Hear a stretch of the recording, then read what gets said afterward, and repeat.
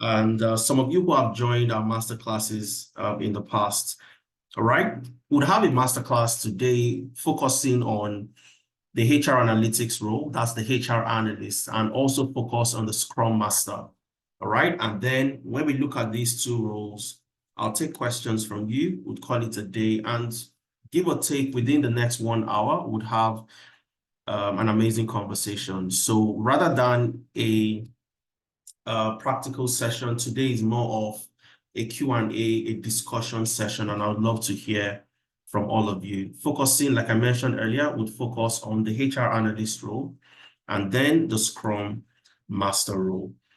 So I'll go ahead and share my screen and then we'll kick off with our session for today.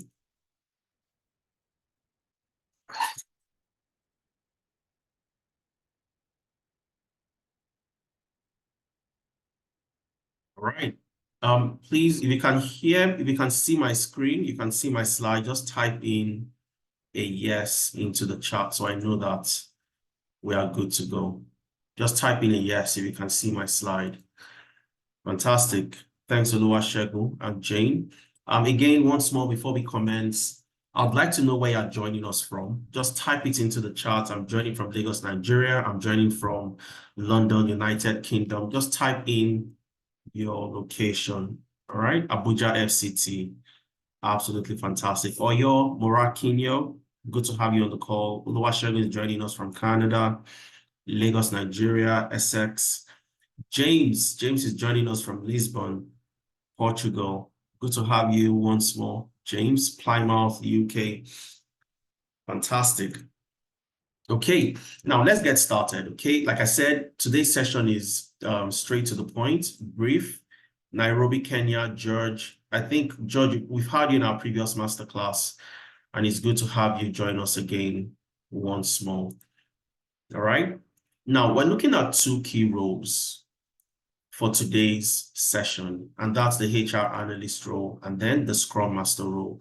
But before we get to the meat of our session, for those who are new to a 10 Analytics masterclass, I'll quickly walk you through what we do at 10 Analytics, okay? And then I'll give you a bit of introduction and we'll dive into why we are here today, all right? 10 Analytics is an educational technology company, and the focus for us is on helping Africans and people of the Black community, both in Africa and in the diaspora, to transition into the tech ecosystem.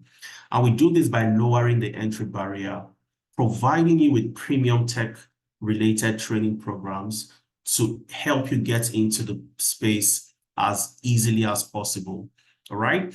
And one of the programs we offer, or part of the programs we offer, especially within the data ecosystem, includes the data engineering, the data analytics, the data science program, and so on and so forth, including HR analytics, and of course, Scrum Master that we'll be looking at today. And for the year 2024, we are adding 3 new programs to the bouquet of training programs we offer, and that's cybersecurity, Scrum, and AI engineering. All right, and maybe I'll touch a little bit on that before we end our session today. Our facilitators are from the best of the best organizations across the globe, and we pride ourselves on the quality of the facilitators we bring to bear. I'll tell you a story. Somebody who called me today that's made my year. I mean, listening to that alone for today it made my year in terms of the impact we have made as an organization. And over the last 3 years, we've been able to help close to 2,000 people transition into the tech ecosystem. In the year 2023, that's this year alone, we've helped about 1,000 plus people to transition, about 850 plus, close to 1,000 people transition into the tech ecosystem. And I'll talk about that as we move on. So you start to see what it takes to get into the tech ecosystem. And of course, I'll also share some testimonials with you as we go along the line. Just give me 1 second, please. Okay. And I'll remember to tell you the story I said I'm going to mention. I'm going to tell you today. Maxwell also joining from Kenya. All right. Now, for those of you who are meeting Tenalytics for the first time or meeting me for the first time, I'm a data analytics expert and I'm the founder of Tenalytics.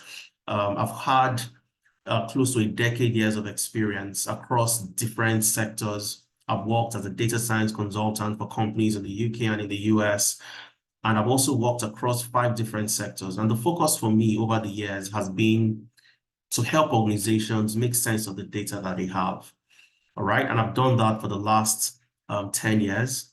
But also doing that, one of my goals personally and also the mission of Tenalytics is to help as many Africans get into tech. So I want to go into an organization in London, in Manchester, and I want to see people that look like me holding key roles within the tech ecosystem, the tech-related role within that organization. So gone are the days where we want to break that, what you currently have today, I would say I call it the pandemic of everybody wanting to get into a single career path or a career track, especially areas where you really don't want to work. But then again, you start to realize that to get into your preferred role as a data analyst, as a HR analyst, either getting into the role newly or you're trying to transition from your current role, all you need to do is pick up the skill. That's the first thing you need to do. I've been doing that for the last 3 years, and we've been able to help over 2,000 people get into the tech ecosystem. And that's why we are here today, to show you how you can also make the transition and make the switch, either as a HR analyst or as a Scrum master. All right. So I'm going to move into the first role that we have for today. And I'd like to hear from you as well as we move into the session today. If you're interested in the HR analytics program or you're interested in the Scrum Master program, just type the program in the chat. Or if it's something else, also just type it. Okay, I'd like to hear from you and know what your preference is. Yemi says HR. I'd like to see more people type that into the chat. Scrum or HR. That's the conversation we're having today. So just type that. Rashida says Scrum.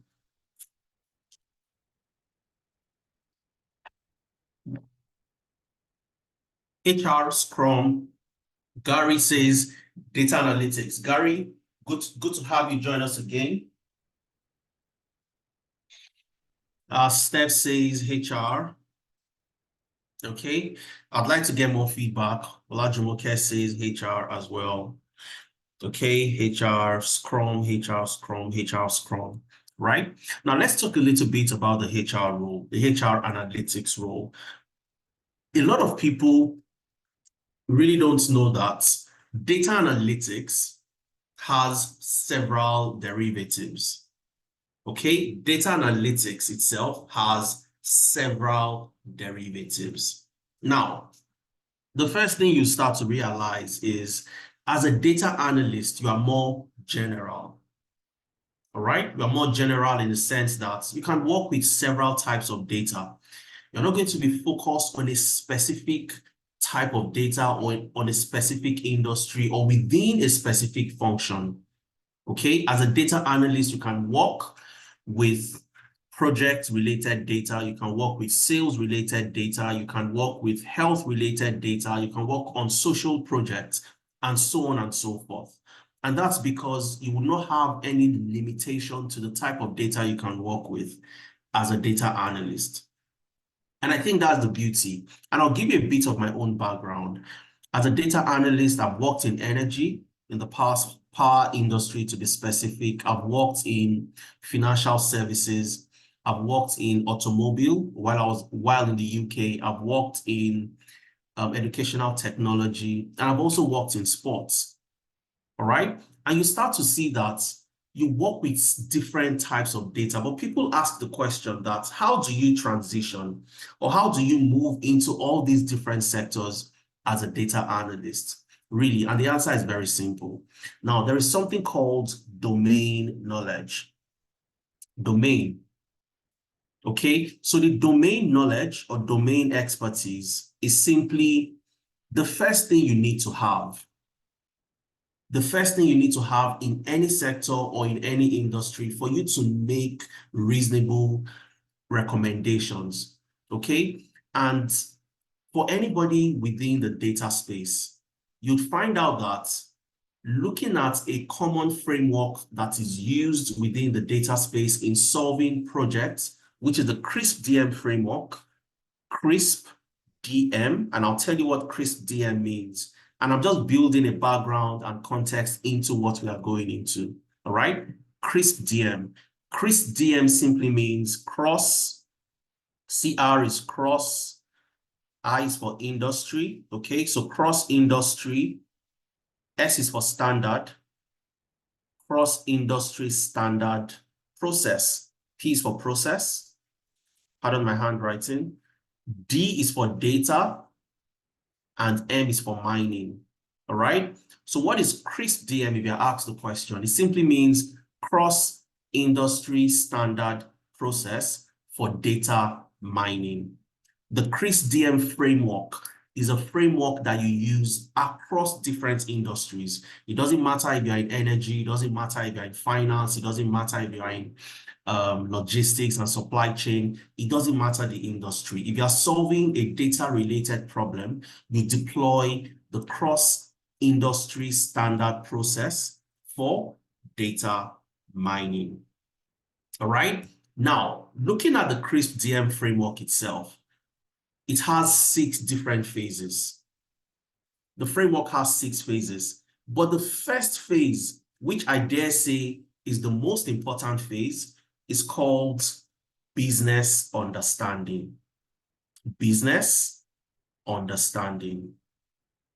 Okay, and this is where business understanding, and this is where domain knowledge comes in. So when you hear business understanding, it simply means domain knowledge. All right, domain knowledge. So it's like you moving from energy into financial services. And anybody would ask the question, how do you understand financial services? How do you start to give recommendations? How do you understand the data that they have? And that's where the domain knowledge comes in. So while I was moving from financial services to energy, for the first 1 month, I had no idea, how to analyze the data that we had, because I was spending time understanding the key drivers of that particular industry. I was spending time understanding what drives the industry, what are the key terms used, what are the key insights that are important within that particular industry. And it's only when you have that, you know how to analyze the data that you have, and then you can easily give your recommendations as you will. Okay, so again, leveraging that framework, understanding that the domain knowledge is very, very key in coming up with recommendation. You know that as a data analyst, all you have to do when you move from one industry to the other industry to the other sector, all you need to do is learn the domain knowledge as you move along. Okay, I'm just going to keep this here on one hand. Now, I talked about data analytics being a derivative of so many programs, okay, or so many other career paths, data analytics. Now, when you take data analytics itself and you start to narrow down into different functions, functional areas, you have HR analytics, okay, HR analytics, financial analytics, all right, financial analytics, so many, sales analytics, all right, health analytics,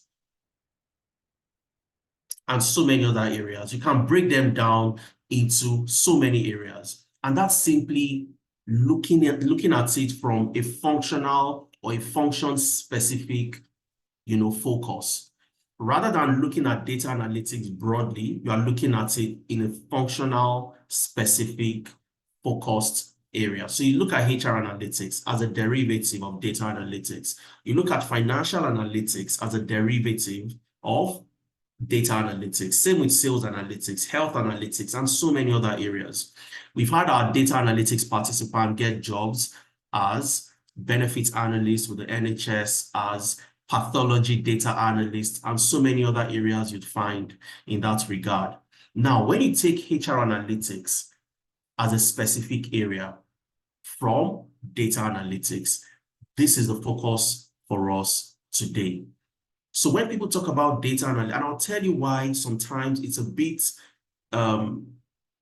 it's good to look at data analytics from a more, function specific focus. And that's simply when you want to specialize, when you want to become an expert, when you want to carve a niche for yourself within a particular company or a particular industry. And that's where we're looking at HR analytics.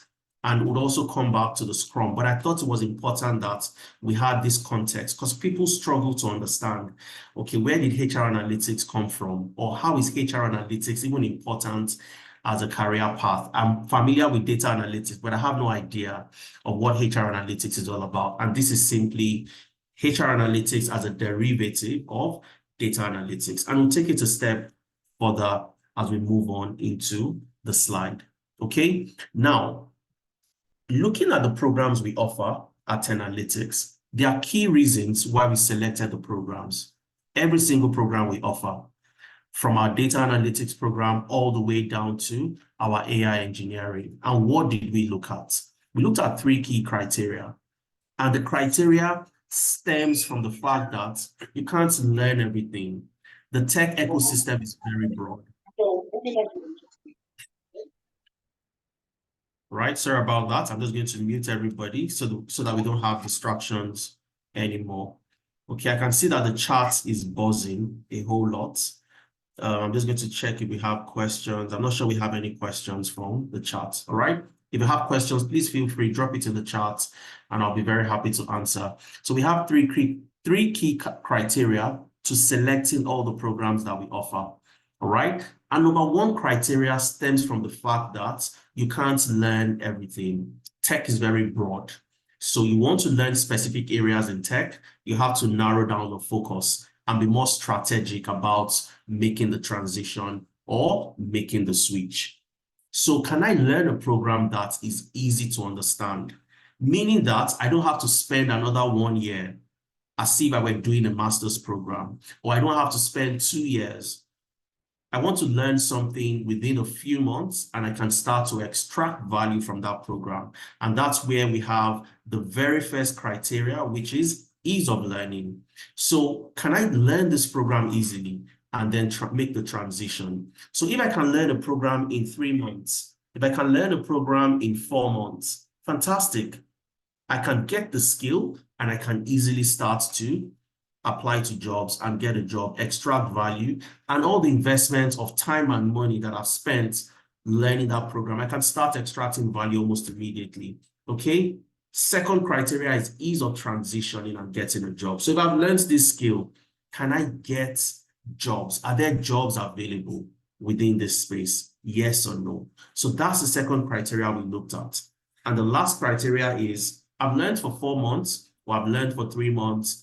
There are jobs, there is a demand for the roles I'm applying to or I want to apply to.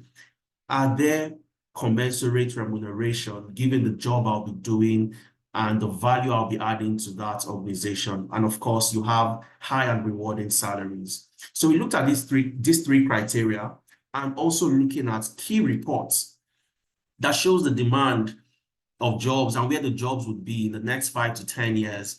And we selected the programs that we offer, all right, from business analysis to data analytics, financial analytics, HR analytics, full stack data science, data engineering, Scrum, cybersecurity, and AI engineering. But our focus today is on HR analytics and, of course, the Scrum Master Professional Program. And I'll walk you through what the program is all about, what a Scrum Master does, and why a Scrum Master is absolutely important to any organization. I'll also walk you through the HR analyst role, why they are so important, and what the program entails as well. And then we'll take questions before we call it a day.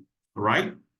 Now, I'm going to give you something which I want you to watch the video and you'll see how to work as a HR analyst in real time. As a real life HR analyst, real time, this is a video where I'll show you how to take data work as a HR analyst to answer these 8 key questions. To answer these 8 key questions, okay? Now, as a HR analyst, your job is very important. And I always tell people this. For any organization, any business, there are 3 major levers that the business is hinged around, okay? 3 levers.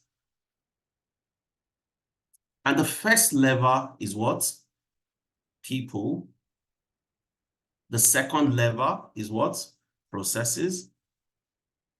And the third is what? Technology. All right? Technology. Okay, so you have people, processes, and technology.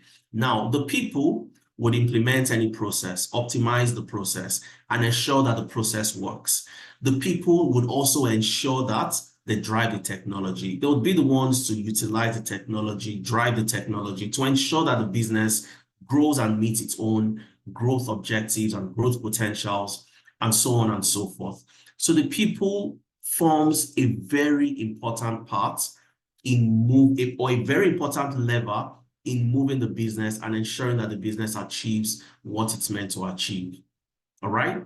Now you have a world where different organizations, similar mindsets, saying that the HR is a cost center. HR are usually redundant in the sense that they don't do all the things that strategically that they expect HR to do. HR doesn't give recommendations from a strategic standpoint. Okay. Now, when you have that type of situation, it's a bit concerning because HR is the function that cares about the people. HR is the function that also should give recommendations to drive the entire business. Because if I have data of the people within the organization, I have different data points, and I can tell you exactly what is happening related to the people, then the business should be able to move forward.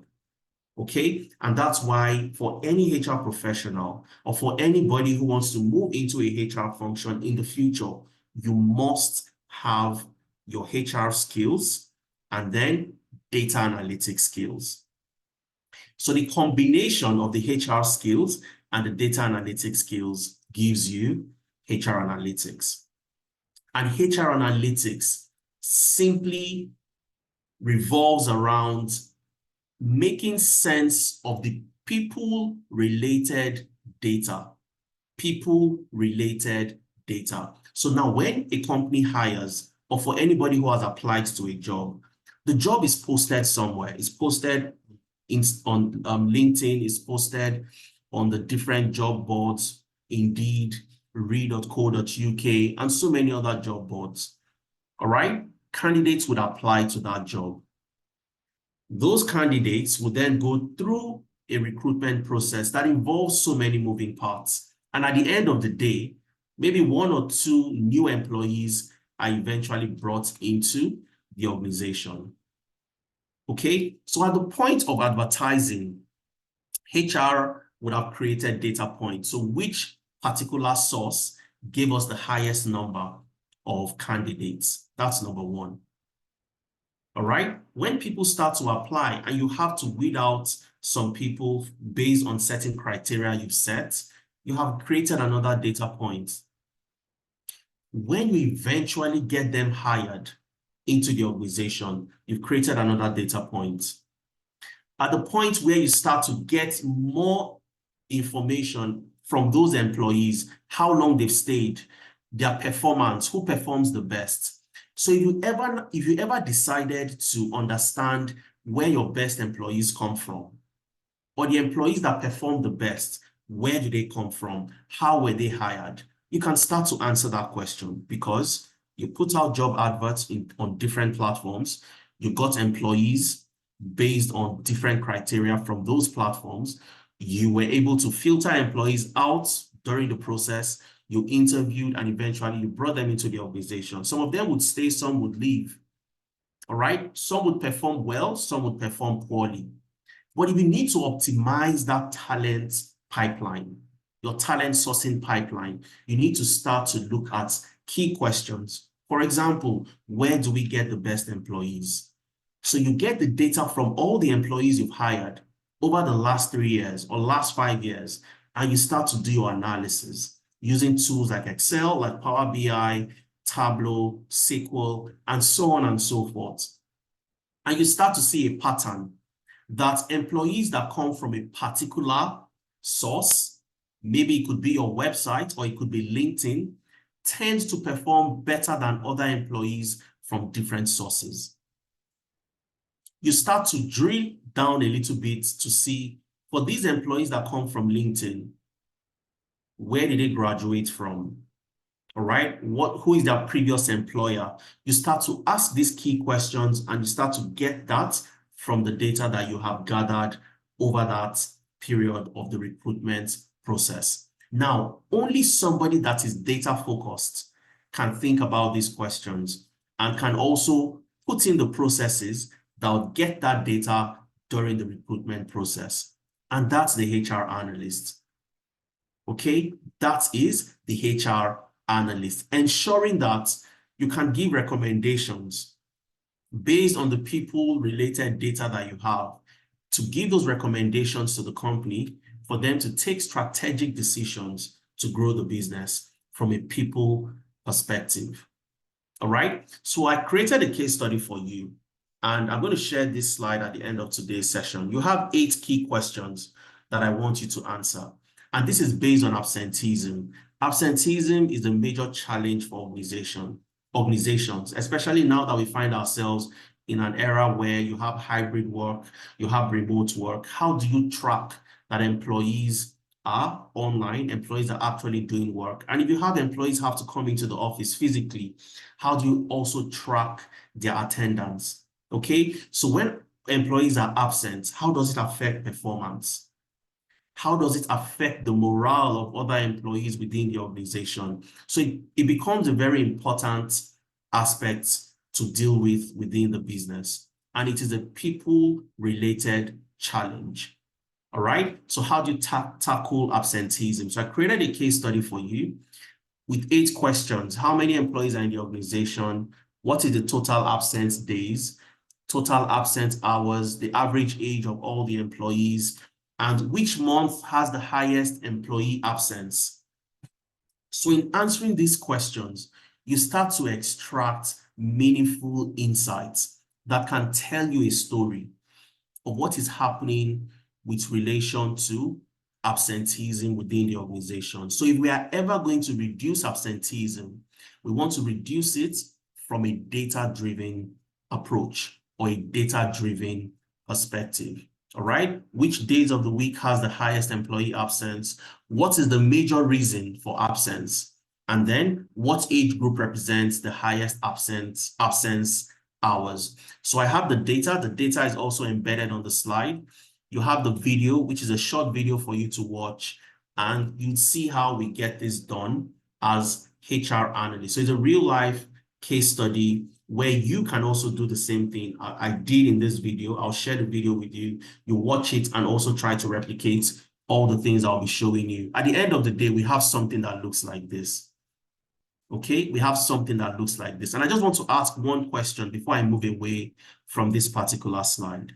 All right, and that question is, if this particular axis, the x-axis, represents the month in numbers from 1 meaning January, 2 meaning February, 3 meaning March, and 12 meaning December, when do you have the highest absence hours? I want somebody to tell us when you have the highest absence hours. Just if you want to speak, I would love to hear you speak. You can also type it into the chat. When do you have the highest absence hours? Okay, so I can see a lot of people saying March. Shola says March. Chukudi says March. Aliyah says March. March. Absolutely. Benjamin also says March. Okay, now that's the highest. When is the second highest absence hours? The second highest. After March, the second highest absence hours, July. Annie says July. Mubarak says July. Chukudi says July. Absolutely. I agree with you. Now, what we've done or what we did in the video that I'll be sharing with you is taking data that looks like this, all right? And we converted it into a dashboard that looks like this. Pretty simple, straightforward, nothing complex, all straight to the point. And you'll be able to do the same by the time I share this slide with you at the end of today's session. So by getting this, you'll start to see some patterns that exist in the organization. You see the reason why people are absent. You see when people are usually absent, the days of the week when they are absent, and the age group that form the highest, the category with the highest absence hours. And you start to understand, perhaps this is how we can start to reduce absenteeism within the organization. So as a HR analyst, your role is getting data that are people related within the company, analyzing the data, and providing insights and recommendations to help drive the business forward. So once you've done your analysis about the absence of employees, and you understand the reason why employees are absent from the organization, you can start to give recommendations that this is what we have to do. This is the new policy we have to put in place to reduce absenteeism. And I've always said this in all the HR Analytics Masterclass. Attrition forms a critical part of any organization. You want to know the number of people that are leaving the company. All right. You want to control the number of people that are leaving the company. Some organizations will tell you that the standard is to have attrition at nothing less than 10%. Okay, 10% attrition is the industry standard. Some would say if it's up to 15%, it's okay, as long as it doesn't go beyond 15%. All right. Now, the key question is, if you have attrition above these numbers, let's assume you have attrition at 25%. How do you start to reduce the number of people that are resigning and leaving the organization? How do you reduce it? One thing that HR, analysts, HR professionals, most especially, not really the analysts, the HR professionals are used to having exit interviews. All right, exit interviews. And I always say this, if you have exit interviews, it's really just a waste of time, because this is medicine after death. Okay, now you can also take advantage of the exit interviews to gather data as much as you can. But what is even more important or more critical is understanding why people are leaving. All right, so you need to get data, historical data from the last 3 years, the last 4 years, the last 5 years, and you start to do your analysis, an attrition analysis. And then you can start to find out the factors, the patterns. Maybe number one, the category of people that leave the organization are within the age of 22 to 30. That could be the first criteria, looking at the analysis you've done. That's the first pattern you noticed. 22 to 30 are the age group that forms the highest number of attrition over the years. Number two, you could also see something like for those within a particular department or a particular unit. All right, so let's say, for example, people within the strategy units, strategy, finance, all right, they form another category of employees that have a very high number of attrition within the organization. That's another factor. Number three, another factor could be distance from home. Okay, now you have the addresses of your employees, you know where they live. All right, so distance from home could also be a major factor as to why employees are leaving, but you don't know, and they would not tell you. They'll just tell you that, oh no, it's not the organization, you guys are great, you guys are fantastic, but I just want to move on to other things, or I'm relocating, I'm traveling out of the country. But really, if you notice the pattern from the analysis you've done, you'd see that number one is the age group between 22 to 30. Number two, people that fall within the finance and strategy department or strategy units. And number three, the distance from home. So people that live very far away from the office tend to resign and leave the company a lot faster than other employees. So having this at the tip of your fingers, based on the analysis you have done, instead of having exit interviews with employees that resign tomorrow or resign the day before, you can have something we call stay interviews. Stay interviews. And what are stay interviews? Stay interviews are interviews where you simply get in those categories of people that are likely going to leave, your 22 to 30-year-olds that are also within the strategy and finance departments. Okay? And also live very far away from the office. Far away from the office. You start to engage them. All right, you start to find out if they're having challenges with issues like this, and you can then guide your policies, the policies you put in place, the new policies you drive within the organizations would come from a data-driven perspective. So for our 22 to 30-year-olds, we want to show them that they have a clear career progression. You want to show them their career plan, or you want to sit down with them to help them design a career plan, and they can see how they will grow within the organization. All right. For those in strategy and finance, you can start to find out, diving a little bit deeper to find out the reasons why they are leaving from these major departments. Is it the manager? Is it the type of people they've worked with? Is there career growth within that particular unit? Do you have opportunity to learn new skills? Why exactly are people living within these particular units? And for those that are far from home, can we deploy a hybrid approach to working? Can we, give them the opportunity to work remotely if their current job function allows them to do that? And this is what the HR analyst does. So you're not guessing, you're not assuming. You've taken the data, you've analyzed the data, you've seen the trends and patterns, you've gotten insights, and you can start to work based on those insights to implement strategies that will drive the business forward, focused on making better people-related decisions. All right, and that's the role of the HR analyst. Very, very important. So you're turning data that looks like this into dashboards to help the organization take better decisions. And as a HR analyst, you can work in different areas. You can take up different roles. Okay, it doesn't have to be a HR analyst role. People make this mistake. One of the roles I've seen, which is very common these days, is called the HR data analyst. Okay, so no longer the HR analyst role, it's the HR data analyst. And this is where I tell you that, look, organizations would coin or couch names that they feel best fits the type of candidates they are looking for. All right, so there's no one size fits all. There is no standard. If an organization wants a HR professional that has a BI experience, business intelligence experience, they can call the role a HR BI analyst.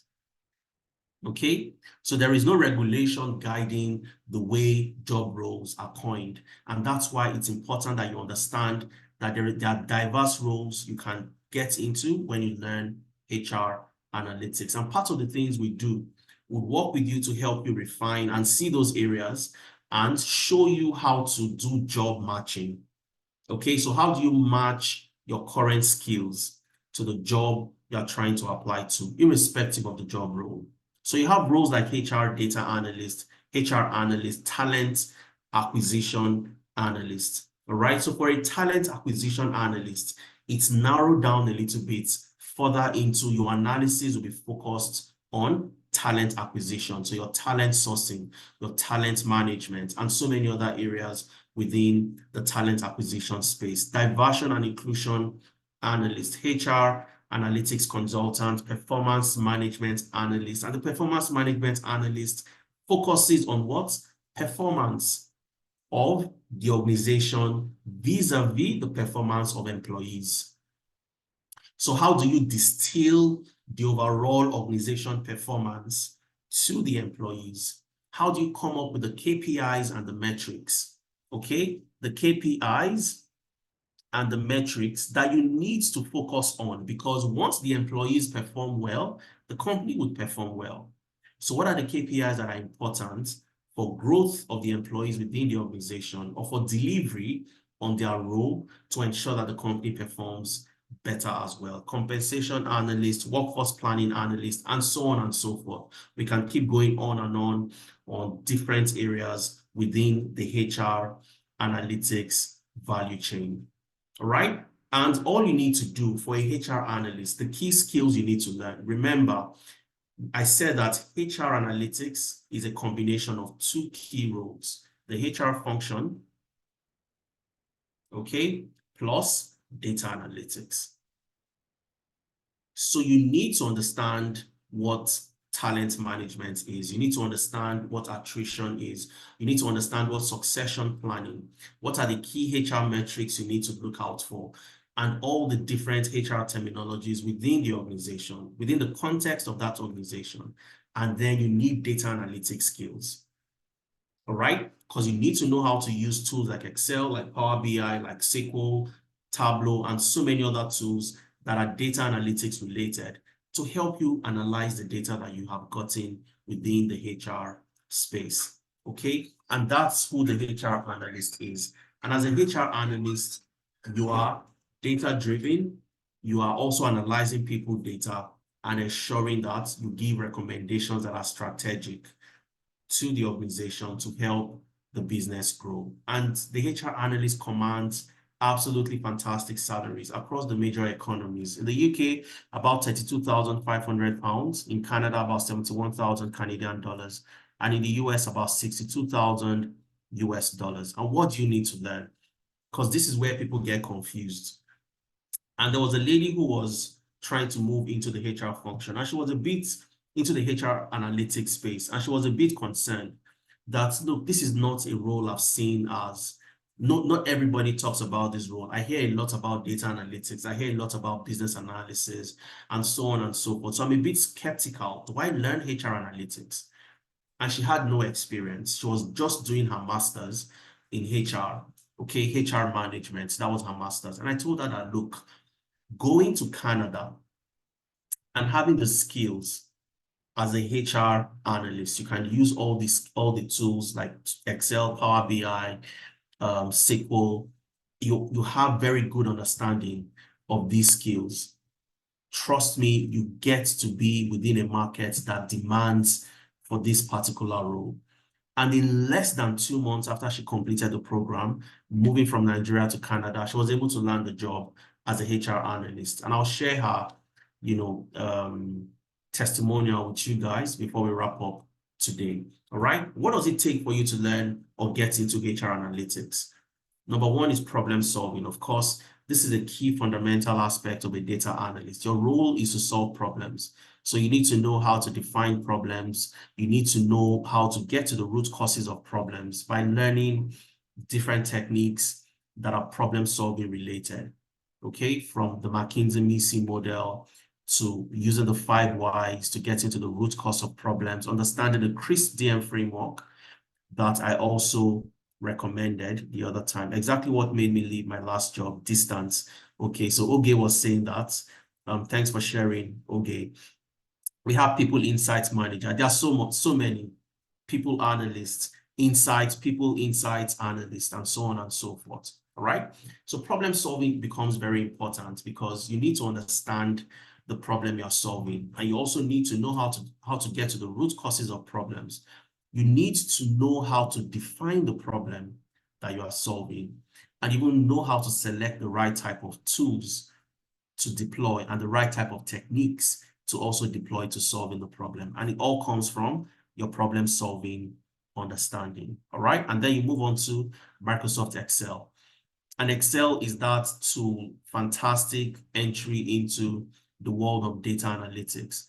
All right. You know how to use Excel to manage your data, how to summarize data, how to create amazing insights, amazing charts, extract insights using pivot tables, pivot charts, and so many other tools that exist in Excel. And of course, you learn Power BI for business intelligence and data analytics.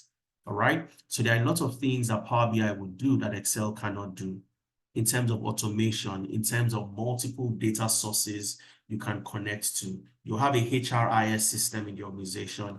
You want to connect your Power BI to that HRIS and extract data,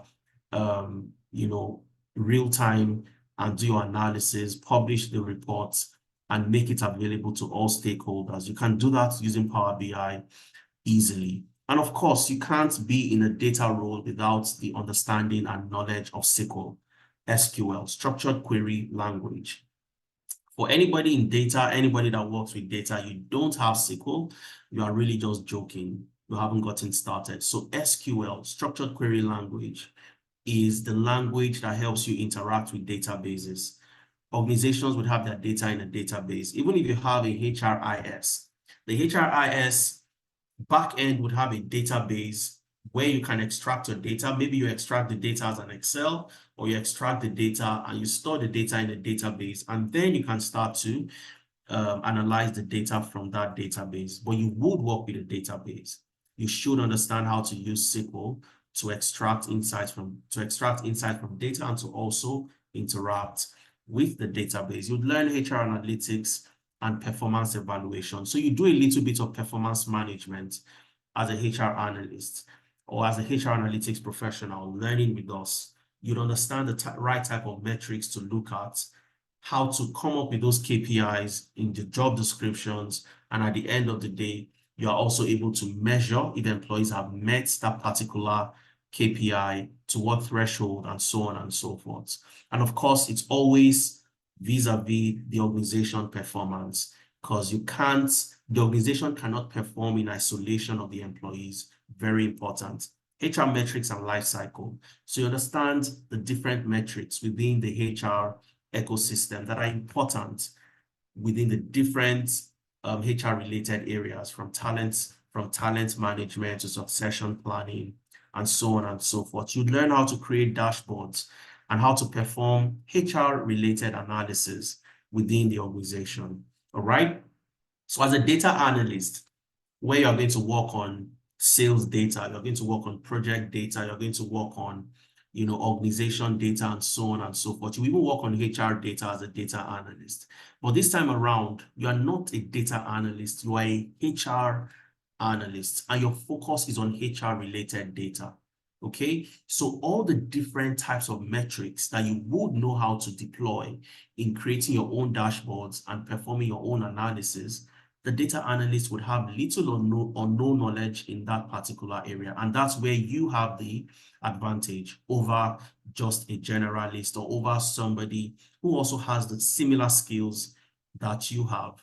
All right. You learn how to collaborate and automate your reports, leveraging the Power BI service and so many other tools like ChatGPT and so on and so forth. And building your case and creating action, and of course, ChatGPT for analytics.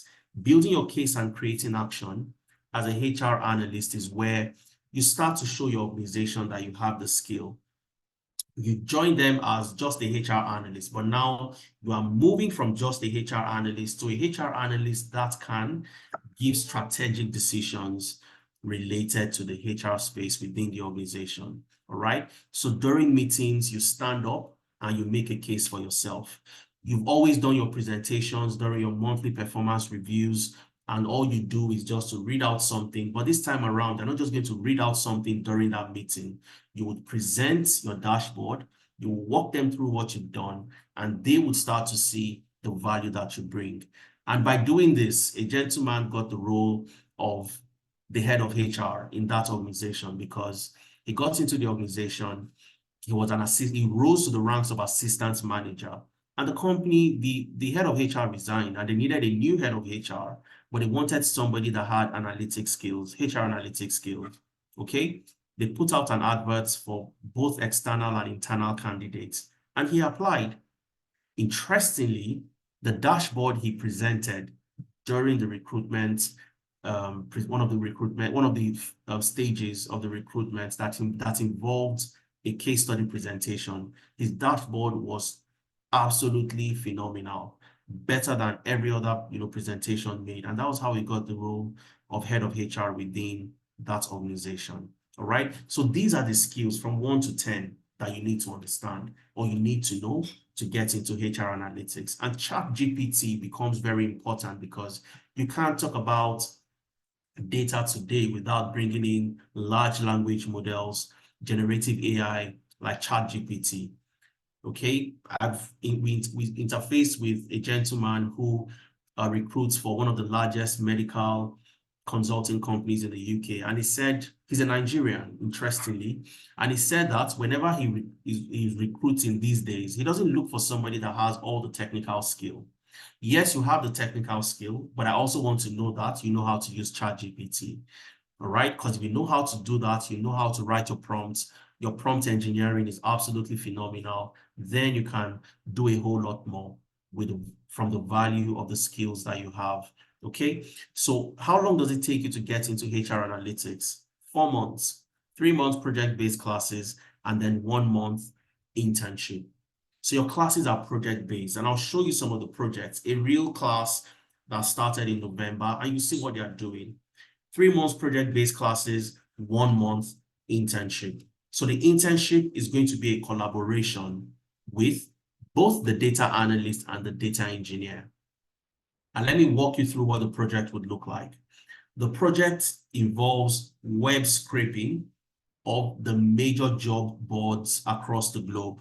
So the data engineers would go online using different techniques, scrape data from the web, from Indeed, from Glassdoor, from read.co.uk, from Total Jobs, from ZipRecruiter, from Monster, and so many websites, scrape data on jobs and their salaries and see where the demand is, get all that data from all those different websites, funnel the data into a data warehouse.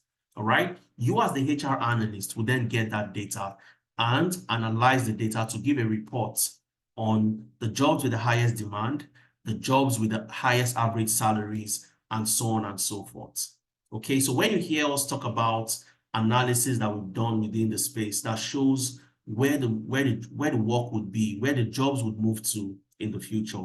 This is the process. But we are saying that rather than doing it ourselves as Tenalytics, as an organization, you would get involved in doing that. All right. And that's an amazing project. So you're going to create that project, come up with a report to show what the future of work would look like from your own perspective, gathering data from different websites across the globe.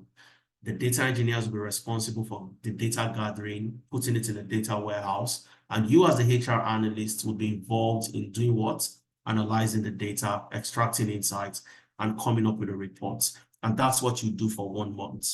For 3 months, you are working on attrition analysis, absenteeism analysis, succession planning analysis, so many other areas, talent sourcing, and so many other areas within the HR value chain. All right. And this is just the breakdown of some of the things you're going to learn, and of course, I'll share the documents with you, share the slides. You have the opportunity to look at the nitty-gritty. You're going to start from problem solving. All right. You've learned different tools, the 5 whys, the CRISP DM framework, and so on and so forth. You learn Excel, you learn Power BI, you learn SQL. All right, HR and all the other areas we talked about. So just have a breakdown of all the things you'll be learning within the program itself. It's a robust, fantastic program for anybody who is currently in a HR job role, who currently has a job as a HR professional. You are either employee engagement, you're an employee engagement analyst, you're a compensation analyst, you have a HR related job role. This program is for you. You are a HR manager. You want to understand how to manage and extract insights from the data you have in the organization. This program is for you. If you're also transitioning, you want to carve a niche for yourself. You don't just want to jump into any program. You want to jump into a program and be referred to as a HR analyst. You have that understanding of the different areas, the different facets, the HR life cycle within an organization and how to use data to make decisions and drive policies in an organization. Then this program is also for you.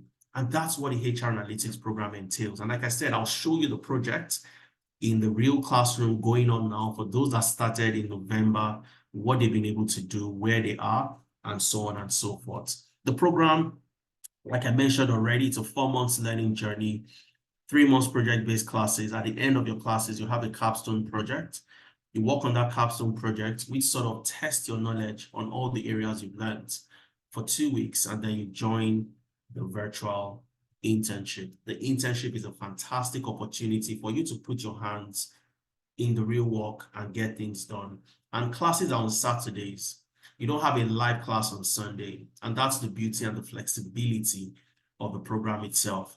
Classes are on Saturdays, morning and evening, all right, depending on where you are. So if you are in countries like the UK, you are somewhere in Europe, you are in France, you are in Sweden, countries with similar time, zones, you join the morning class, 11 a.m. to 2 p.m. on Saturdays. If you're in the US, you are in Canada, you are in somewhere around North America with a different time zone entirely. You have another class that fits your time zone, which starts later in the evening, and we use the West Africa timing so that you can easily do the conversion yourself, okay? 4 p.m. to 7 p.m. So you can decide on any of the classes to join. It's either you join the morning class or you join the evening class, depending on your own schedule and your own preference. And on Sundays, you have something we call the Watch Me Do It videos. You don't have to be in a live class. You don't have to join a live class on Sunday. So on Sundays, you have a self-paced video. You can watch the video at your own convenience whenever you want to watch the video, and then you learn those concepts. So concepts that can easily be learned on your own without having a trainer right in front of you. So you do that every Sundays. And on Saturdays, you have your live class where you implement all those concepts you've learned on Sundays with a trainer right in front of you, helping you solve those projects, work on the projects together. You get your questions answered in real time. Okay, I'm going to move to the Scrum Master program very quickly before I show you the project, and then I can start to take questions and we call it a day. All right. Now, Scrum Masters, people have asked me, what's the difference between a Scrum Master role and a project manager role? Because I always tell people that, look, one of the easiest ways to get into tech today is as a Scrum Master. And I'll tell you the reason why, very simply. Okay, and would also, while doing that, would also talk about the role of the Scrum Master, what a Scrum Master does, and why Scrum Masters are absolutely important in organizations. A Scrum Master is a project manager. Okay, a Scrum Master is a project manager. And sometimes when you search for project management roles, you'd see Scrum Master come up. Okay, but the major difference between the two is the Scrum Master is focused on a particular project management methodology, which is agile. Right? So as a project manager, you learn different project management methodologies, and I'm just going to write them out. So you have the adaptive, you have adaptive, you have predictive, and then you have hybrid. Hybrid is simply the combination of the two. Now, adaptive, you have agile. Predictive, you have waterfall. Okay, and hybrid is a combination, agile plus waterfall. Okay, now, as a Scrum Master, the agile methodology has Scrum as one of the frameworks. Okay, there are several frameworks in Agile, but Scrum is one of the major frameworks used within the Agile methodology. Why is Scrum so important, or why is Scrum so popular? Scrum is very popular because it helps tech-related companies, most especially, to do what? Deploy products very fast, plus get feedback from customers, plus get feedback. Now, when product-led organizations, organizations that have one or two products in the form of application, web applications, mobile applications, and so on and so forth. They want to create those products using the agile methodology so that they can deploy very fast. And they're not likely going to deploy a fully fledged product. You want to deploy, and while deploying at the same time, you are getting feedback from customers and implementing those feedbacks in real time. And that's why the Scrum Master role is very, very popular and one of the easiest ways to get into tech. Okay, so as a Scrum Master, you are leveraging the Agile methodology, which is project management related, but focused on deploying the Scrum framework. Okay, so you would be that facilitator. You will be a coach. So you're not there to manage the resources. You're not there to manage costs and so on and so forth. Your role is to ensure that the product and the project goes on smoothly. So you are going to organize meetings. You are going to facilitate workshops. Okay, you are going to gather feedback. You are going to move very fast. You're going to remove blockers, stopping one or two team members from carrying out their activities. And that would form the key part of your role. And in doing all of this, you are following the Scrum rules. All right. So when somebody asks you today or later in the future that why is a Scrum Master role so popular, just tell them very simply.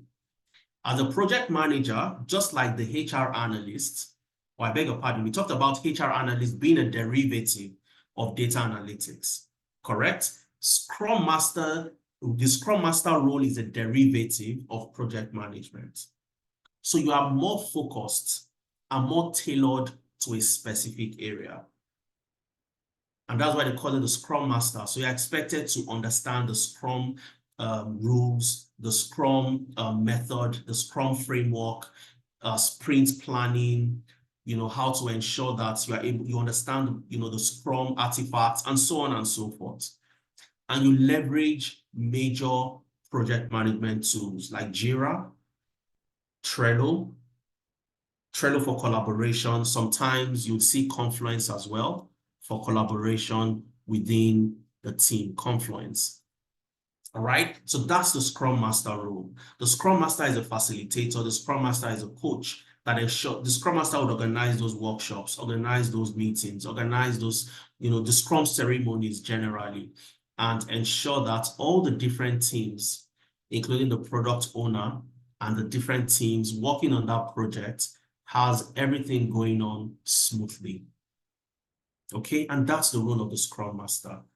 All right. And I hope this has brought some clarity because people have asked me this question so many times. Why is a Scrum Master different from a project manager? So now you've seen the difference. The project manager is more general compared to the Scrum Master. So for most tech-related organizations, especially those that are product-led, they want to get in a Scrum Master that is an expert in that area.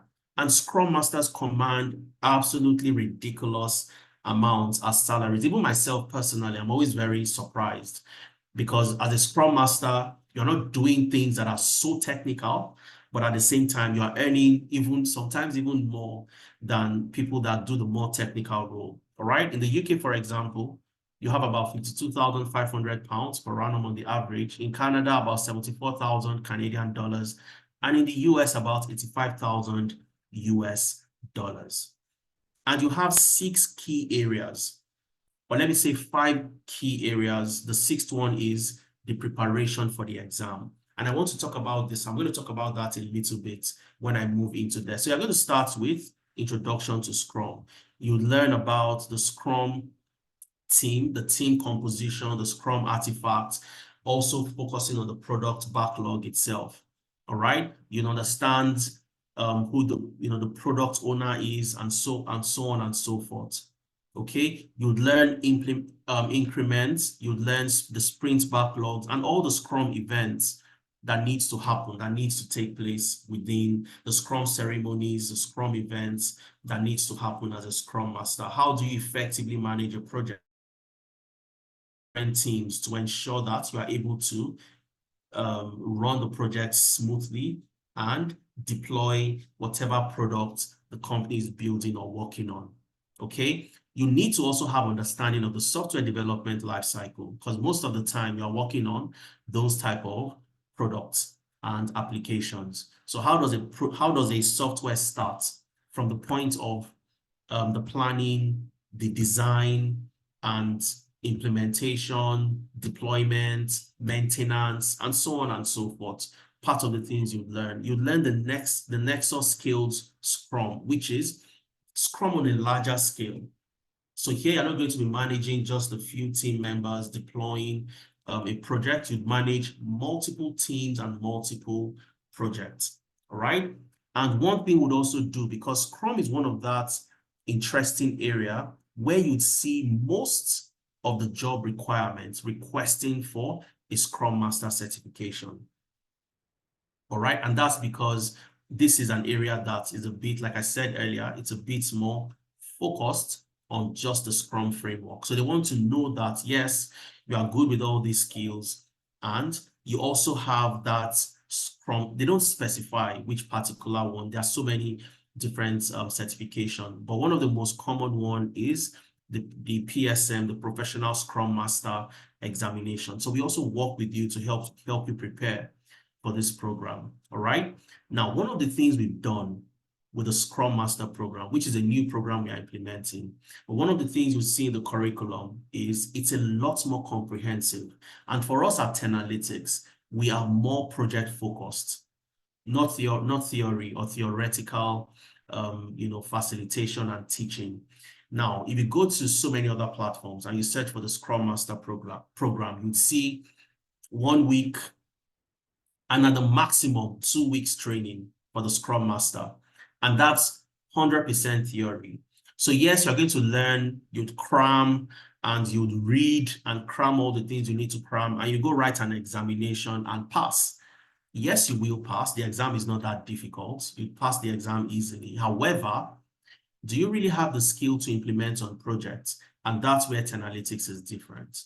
All right. So rather than doing a 1 week program for Scrum or a 2 weeks program, it's a full 1 month program that involves you working on projects. And after you've worked and you've learned the different concepts, you've seen how it is applied, you'd work with a Scrum Master, who is your facilitator, show you how to implement all of these things on projects for 1 month. You'd also have an extra 1 month for internship. All right, and let me tell you what your internship is. The internship, you'll work together with a business analyst, with a web developer, and you'll be building a web application. Okay? You'll be building a web application. So for those of you that have joined the previous masterclass, you'll have heard me talk about the business analysis. For those that register for business analysis, you're going to work on a web application.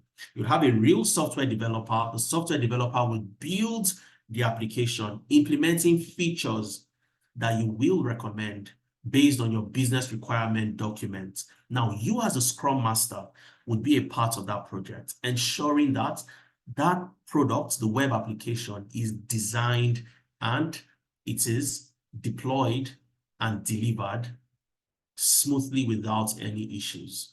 So all the things you'd learn in class for the full 1 month, you'd come and implement it on a real world project, working together with a real live web developer. Okay, and that's what your internship would look like.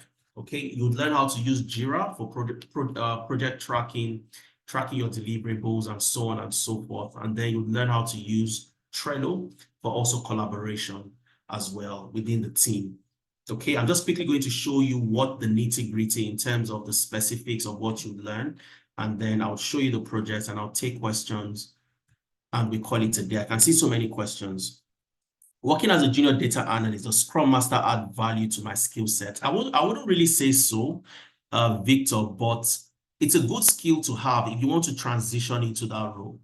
But as a data analyst, I'd rather say if you want to grow in your data analytics role, focus on that, add more skills to what you already do, and grow within the data analytics chain itself without needing to branch out. It's only going to be a value add to you if you're going to implement the skills you'll be learning, diverting either to a Scrum Master role or a role that have you work on projects and manage projects. All right. So let's see what the Scrum Master program looks like very quickly. So we talked about a whole lot of things, and I'm just going to quickly walk you through this in 5 minutes to show you the nitty-gritty, the bits and pieces. Okay. So we've talked about all of this, who the Scrum Master is, and this is the brochure. You're going to have access to the brochure at the end of today's session. All right. So of course, you're going to learn things like, You're going to learn things like the traditional versus agile. Okay. So I talked about that. We talked about the adaptive methodology, the predictive, the hybrid. We talked about the agile methodology. We talked about the waterfall, and then agile plus waterfall. And of course, you learn about the traditional versus agile. What exactly is Scrum? The agile principles, okay? The project, the people, the products, the process, the relationship between agile and Scrum. You're going to learn all of that. The heart of Scrum, which are your sprints. You're going to learn how to do that. What is the sprint backlog, importance of increments, continuous improvement in Scrum, other Scrum theories and values, the lean thinking, Scrum values, the Scrum team, the product owner. What's the role of the product owner? What's the role of the product owner as a business catalyst? The product owner as a business catalyst, okay? You're going to learn that. You're going to learn who the developers are, because this is, usually tech focused. You're working on products, you're working on applications. You work with developers. You need to understand. You need to also understand what the Scrum Master would do working within the Scrum team. The Scrum artifacts, you have the introduction, defining the product goal, user story. How do you implement, get feedback from customers? So the feedback you get from your customers, which includes what they want or their suggestions of what should be on that application.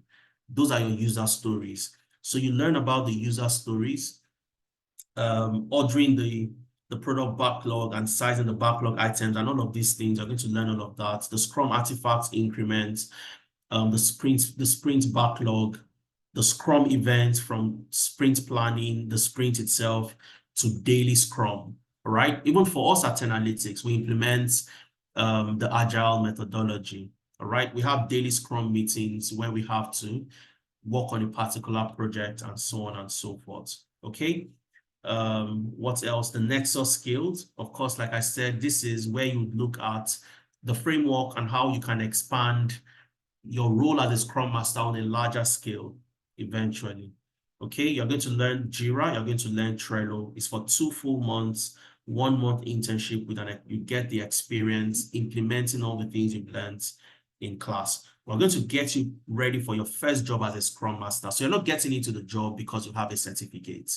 You're going to get into the job with the certificate and also with the skills to perform on the role. All right. So we're going to prepare you for the professional Scrum Master certification, the PSM. We'll prepare you for that. We've talked about that. It's a 2 months learning journey, Saturdays and Sundays. So unlike the HR analytics program that you only have live classes on Saturdays, for this program, you have live classes both on Saturdays and Sundays. So your live class on Saturdays from 11 a.m. to 2 p.m. and on Sundays from 2 p.m. to 5 p.m. Of course, this is for those within the European region, Africa, with similar time zones and so on. And for those in Canada, the US, in Americas, the North America region, you have 11 a.m. to 2 p.m. Toronto, Canada time, which is Eastern time. All right, so 11 a.m. 2 p.m. Toronto, Canada time is usually around 2 p.m. to 5 p.m. on Saturday. All right, and on Sunday, 2 p.m. to 5 p.m. Toronto, Canada time, which usually the West African timing equivalent is around 7 p.m. to 10 p.m. So you have classes that fit your own region, depending. And even if you are in the UK, for example, or you are in Nigeria and you want to join the class for those in Canada, in the US, you can do that easily, as long as that's what you want and it fits into your schedule. That's totally fine with us. All right. So, of course, I'm going to talk about how we position you for jobs and all of that. But you've seen what the Scrum Master does and what you're going to gain as a Scrum Master and how you can easily get into tech as a Scrum Master. And I always tell this, one of the major statistics you need to understand getting into the Scrum Master program is 40% of projects fail as a result of poor project management. 40% of projects fail as a result of poor project management. All right. And for us to start wrapping up our session today, like I said, one of the things we always do during our different program is ensuring that you are able to get a job. And we have a 3-layered approach. So all those things I've shown you, your Excel, your Power BI, your SQL, your problem solving as a HR analyst, HR metrics and lifecycle, collaboration and automation, and all those things, they are technical. The technical skills you need to learn, very, very important. As a Scrum Master, you need to learn all the technical skills, understand the theory, understand how to use them in practical, practicalize them by working on projects, do your internship at the end of the day. But then again, that is not enough to get you a job. It's not enough.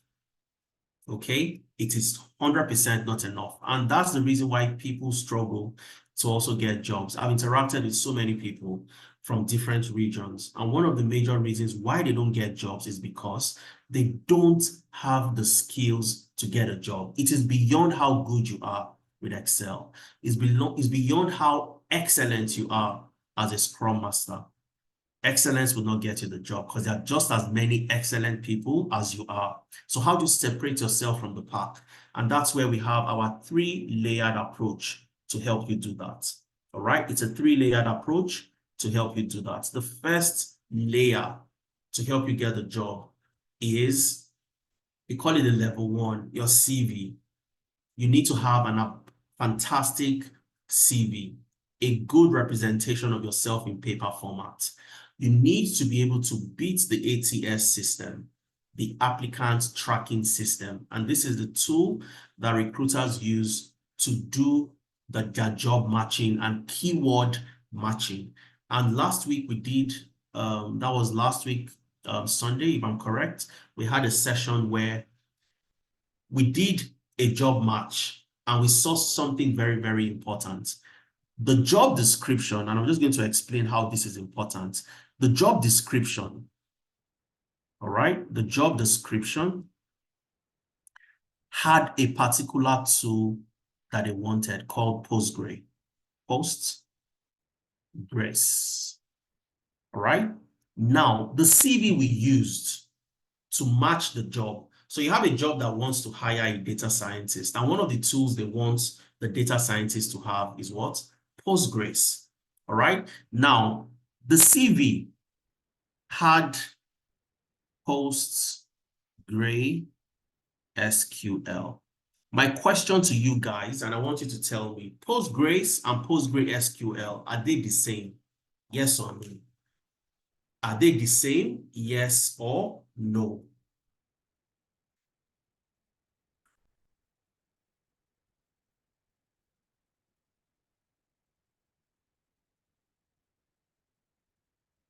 Yes or no?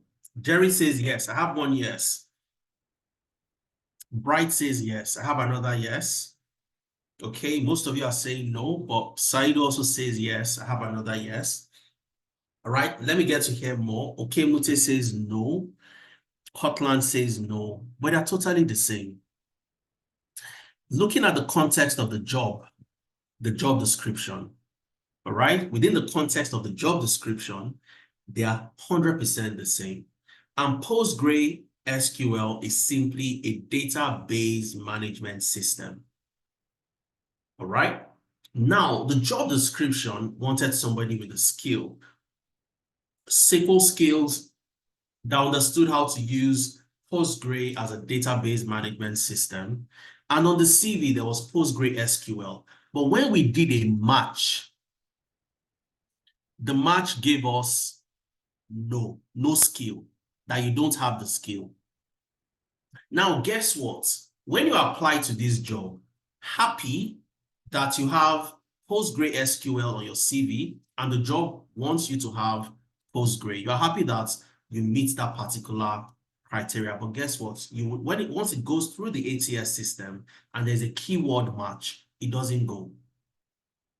You're going to get points reduced for that and likely have your CV yanked off the pack of CVs that they would be considering for interviews. And that's why it's important for you to understand how to do a job match, understand how to tailor your CV to the jobs you're applying to.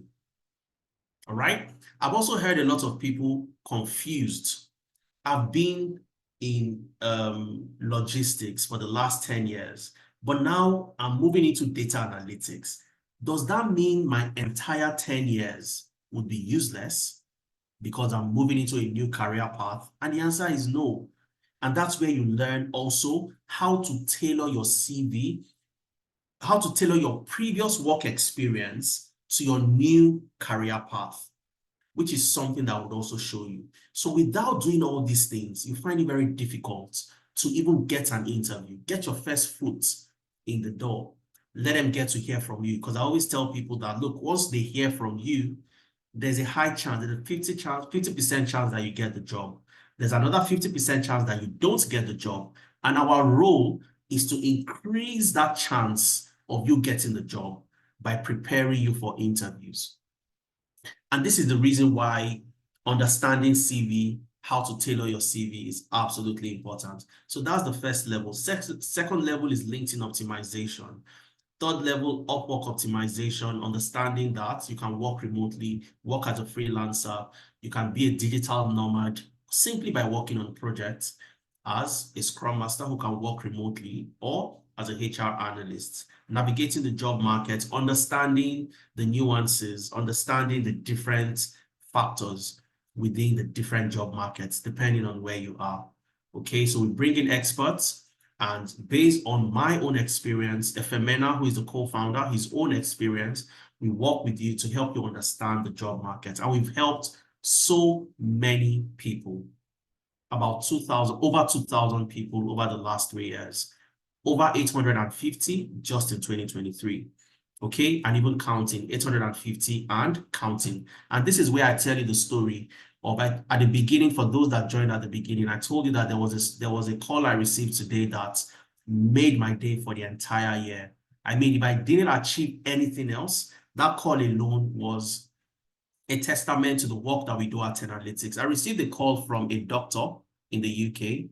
All right, he's a doctor, PhD, not medical doctor. All right, he lectures in one of the universities. He's a senior lecturer. All right, now let me tell you what this guy told me, what this gentleman told me. He called randomly. I hardly pick up random phone calls, but I just decided to pick up. And then he introduced himself. Hello, my name is this. I'm a senior lecturer in this particular university in the UK. And I'm sure you would not remember me, but I joined your program in 2021. So he joined Analytics in 2021. And he told me that, look, joining Analytics at that time was the best decision ever, because a particular tool I learned at that time, which was Power BI, has made me a superstar in my university where I lecture. I have taken the Department of Data Analytics from 300 people to 1,000 since 2021 after the completion of the training. So by completing the program, he was able to take the students that he teaches within that particular university from 300 to 1,000 within the space of 2 years. And let me tell you what he's trying to partner with us so that we can deploy all of these things across the UK, different universities and so on. And that's the beauty. I mean, when I got that story today, when I got the phone call and I heard his story, I was absolutely elated. And this alone is a testament that whatever we do at Analytics impacts and it works. I just thought I should share that story with everybody that joined today, because whenever I'm excited about things like this, I tend to share. And I hope it also sounded exciting to you as well. And of course, all the different things that gentleman had to go through, learning the skills, working with him. Eventually, he got a job as a senior lecturer in the university, understanding one particular tool very, very well called Power BI, deploying that and growing the data analytics department within the organization from 300 to 1,000, to the extent that he's coming back to us to say, look, I want to partner with Analytics so we can do amazing stuff together in the UK. We're going to prepare you for your interviews as well. So now you have a CV. The CV can beat the ATS system. You have gotten your foot into the door. The next thing is you have an interview. How do you prepare? We work with you. We prepare you for that interview and ensure that you say the right things when you get in there. Recommendation and references. A lot of schools, people who want to go for their masters, their PhDs, their schools will request for recommendation letters. A lot of people use Analytics as a leverage. Most of you did not study you didn't study anything data in your undergraduate. You haven't worked within the data ecosystem, and you want to apply for maybe a master's within the data field, and you need somebody to provide a reference. We've been doing that. We provide references, recommendations to these universities, scholarship references, scholarship accommodation recommendations. There was this gentleman, Abalu, that's his surname. I've forgotten his first name, but his surname is Abalu. And he joined us this year. He moved to Canada. He currently works as a data assistant for one of the professors in the university. And he has a scholarship to that university by leveraging Analytics. I wrote his recommendation and he submitted that recommendation and he got a scholarship in that university. Jobs as well. And of course, recruiters would always reach out to us to provide references for our participants. All right. And that's the first level, how we work with you to position you. Second level, weekly mentorship sessions. You need that mentor. Absolutely important. You need a mentor and on the job support. So now you've gotten a job as a HR analyst. And there was a lady, I'm going to share the lady's profile with you when we get to the testimonial. She got a job as a HR analyst. And then because she had completed her training a long time ago, she had the opportunity after applying. And she reached out to me to say, Adeza, I finished my program X months, number of months ago, but I need you to work with me for my interview to get a job. I have an interview coming up, next week. Fantastic. I connected her with one of our senior data associates. She worked with her and eventually she landed the job. Now, when she landed the job, she was meant to resume on the 1st of November.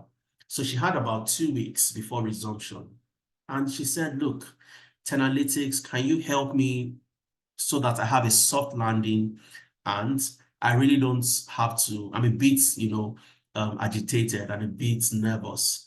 And I just want to, get some bit of confidence back. And we said, look, let's help you work on more projects. And we sent her more projects within the HR analytics space. And she was able to work on that, solve them. And that gave her back the confidence to move into that role. She's been in the role now for well over a month because she resumed 1st of January, okay?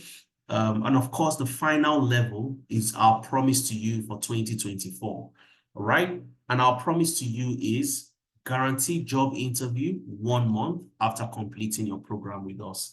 And I'll show you how we are making that happen, all right? We're going to get you a job interview. And the moment you get an interview, you are closer to getting the job because we would work with you to help prepare you for that interview, okay? Where the opportunities are, I'm going to tell you where the opportunities are. I'm going to share, I want you to read 2 key reports. 2 reports I want you to read, and I'm going to write it down. The first report, I always recommend that, is the World Economic Forum report on the future of jobs, okay? Future of jobs outlook. For anybody transitioning 2023, it's important for you to read this. That's the first one. The second one, which is an interesting read, is for you to start to understand that the world is moving away from the paper ceiling. It's moving away from where you have a paper ceiling. And what is that paper ceiling? The paper ceiling is where you think and you believe that for you to break into that career that you want, you must have a paper, which is a certificate, or you must have a master's, or you must have a degree. The world is moving away from that. All right. So there is a BCG report. Okay, it was released in November. I beg your pardon, this December on the 11th. All right. So there's a BCG report called Competence versus credentials. Yes, I remember. Competence versus credentials. Read it for your own benefits. All right. Very interesting read.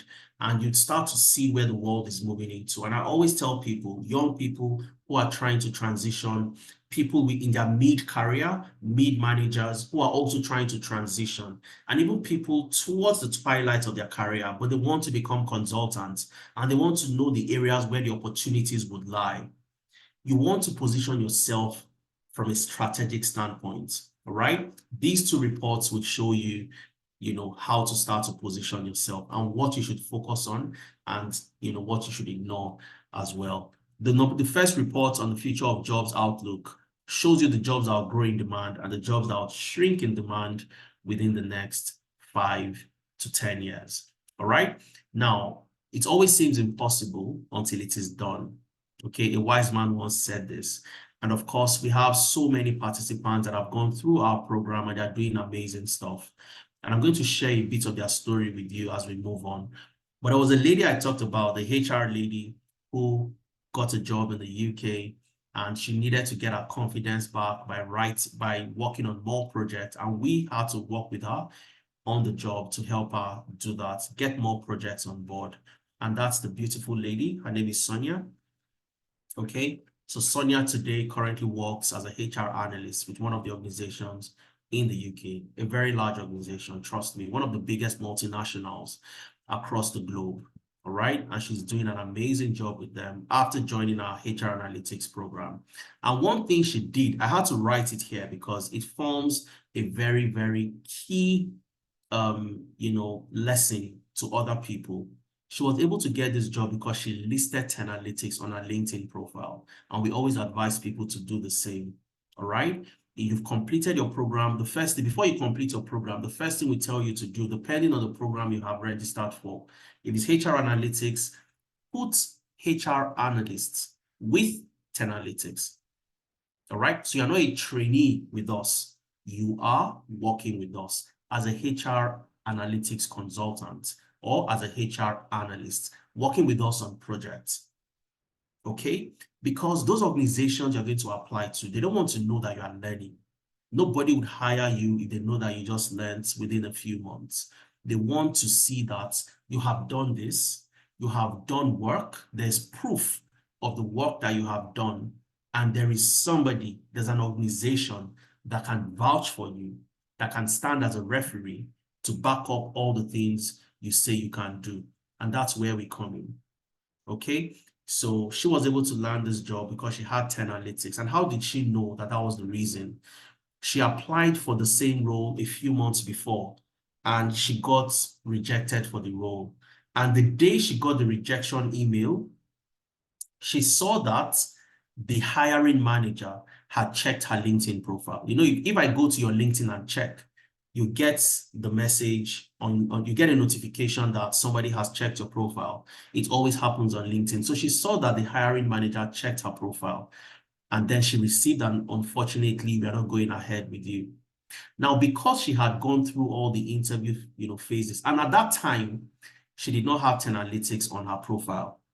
Okay, so when she saw that, she realized that, wow, what could have been the reason? And based on her own analysis, she figured out that it could be because I don't have Analytics on my profile. So they can't really see that I have a HR analytics role, just like I have on my CV.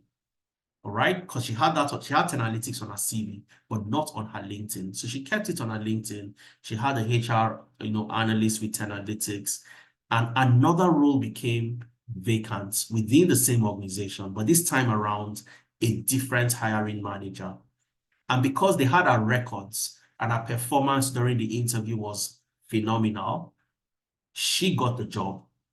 This time around, they also went to her profile, but she had listed analytics there. And she told me this story that was the change she made. We worked with her during her interview. Everything went on perfect. But then somebody went to her profile. She got an unfortunately email the day after. She went back, she made that correction. Luckily for her, she also had another opportunity from that same company. And this time around, she landed the job. And of course, I would love you to also hear from Victor. When I share the slide with you, click on the link and listen to Victor and the amazing stuff Victor had to say about the program with us and so many other testimonials that I think will be absolutely phenomenal for you to hear them speak. Chika got a job in the UK after completing one of our programs. Solomon, an engineering graduate, works as a financial analyst. Tony landed a job. Olugbemi also currently works as a solutions analyst with one of the largest insurance companies in Canada, and so many other people like that. All right. And of course, that's simply the reason. Like I said, we trained over 850 plus people. And the focus for us is beyond you just getting the skills, because you can get the skills anywhere. You cannot get the mentorship anywhere. You cannot get the interview preparation anywhere. You can't get the CV sessions showing you how to prepare for interviews, showing you how to do your job matching. You're not going to get that anywhere. And this is where we make the difference. And this is why we have been so successful with all our trainings. Okay. So of course, a lot of you have been asking me, how much does it cost to join any of our programs? Why should you train with us? Fantastic curriculum.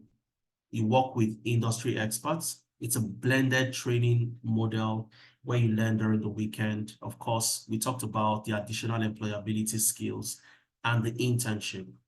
The internship is something that if you don't gain anything from the program, the internship is what you must participate in. You must work, with other individuals. You collaborate within a team. You have a team lead.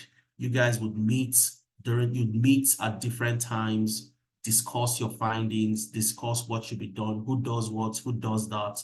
And at the end of the day, you have a fully fledged solution and you make your presentations for us to see what you've been able to work on. All right. And at the end of the day, you become an industry-ready tech professional. New additions we have for the year before I move to the pricing. We are implementing a body mentorship hub.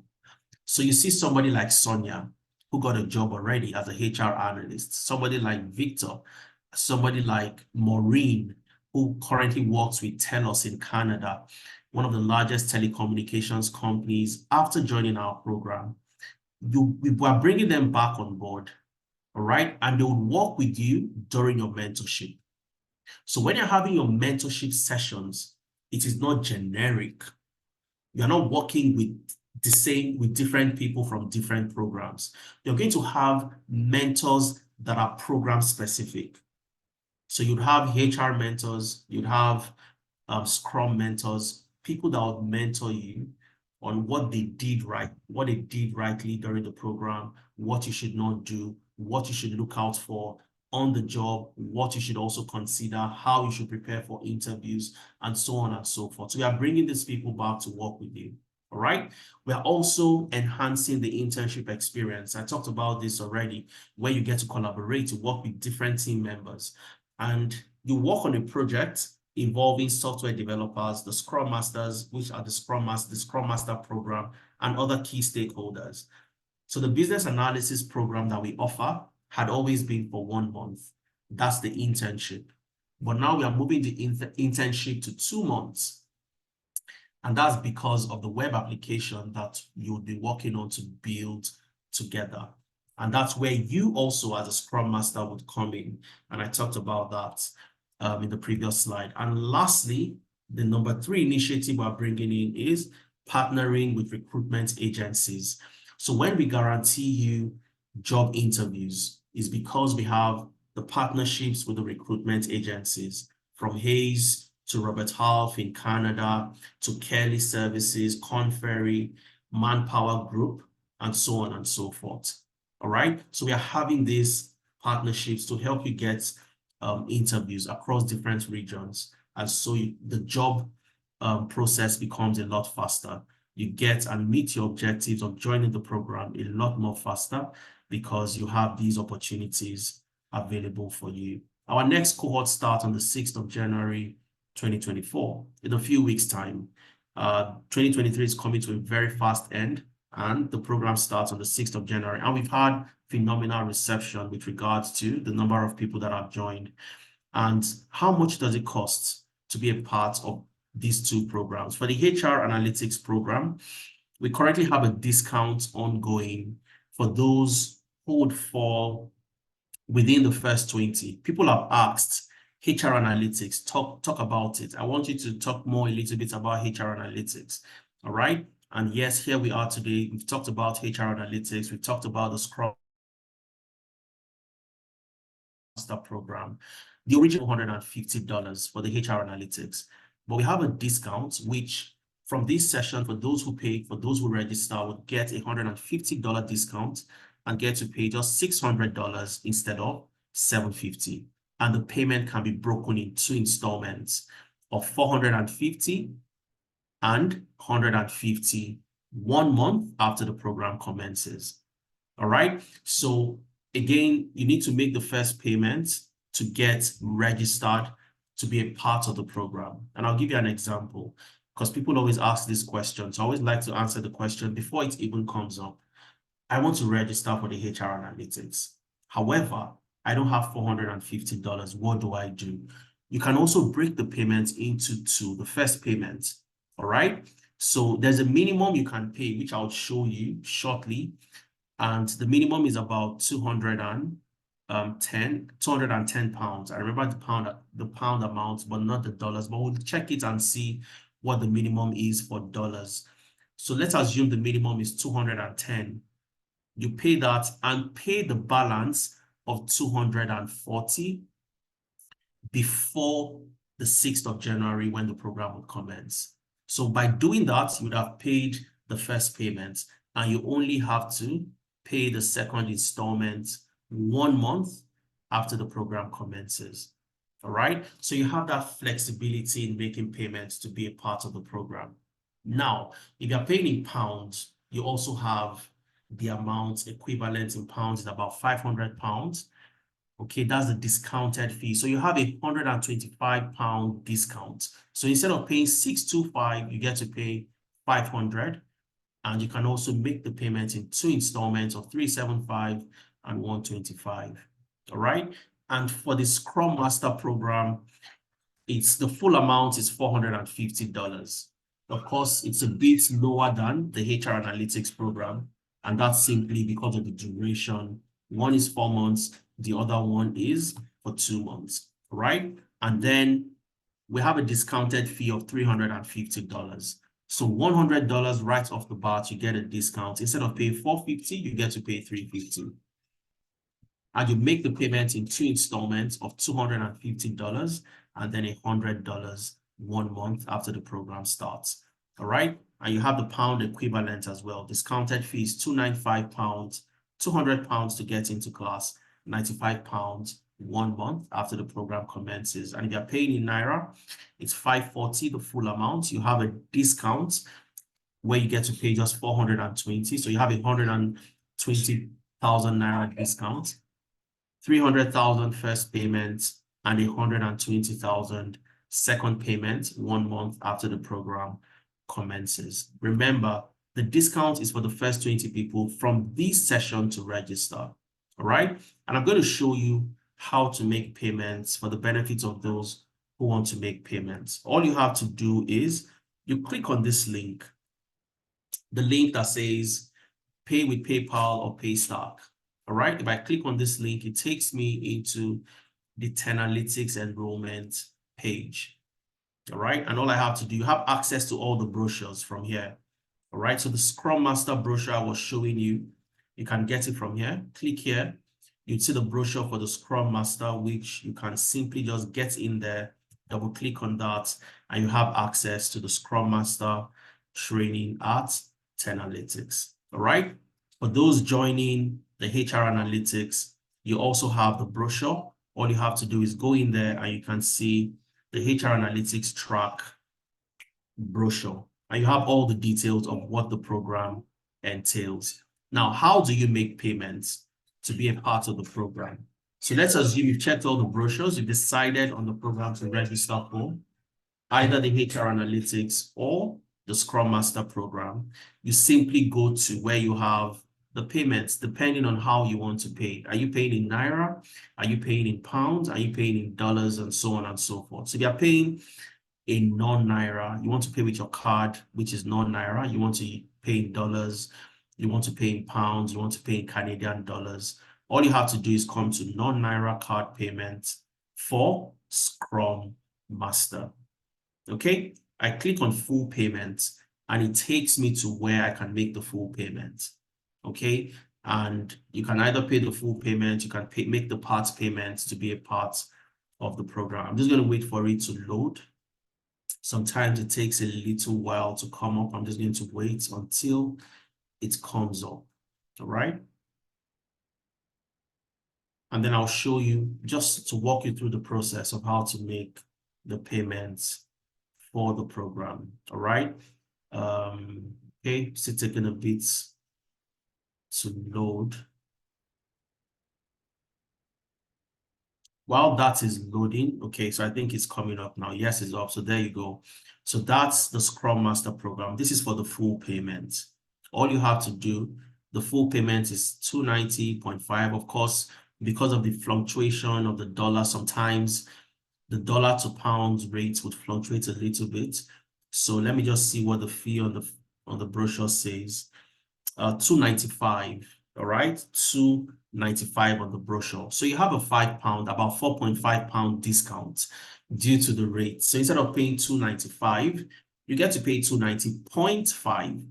And of course, you have a £4.5 extra discount at this point. And this is just simply not due to Analytics, but just due to the dollar to the pound exchange rate. So that's a good time for you to get into the program to start, okay?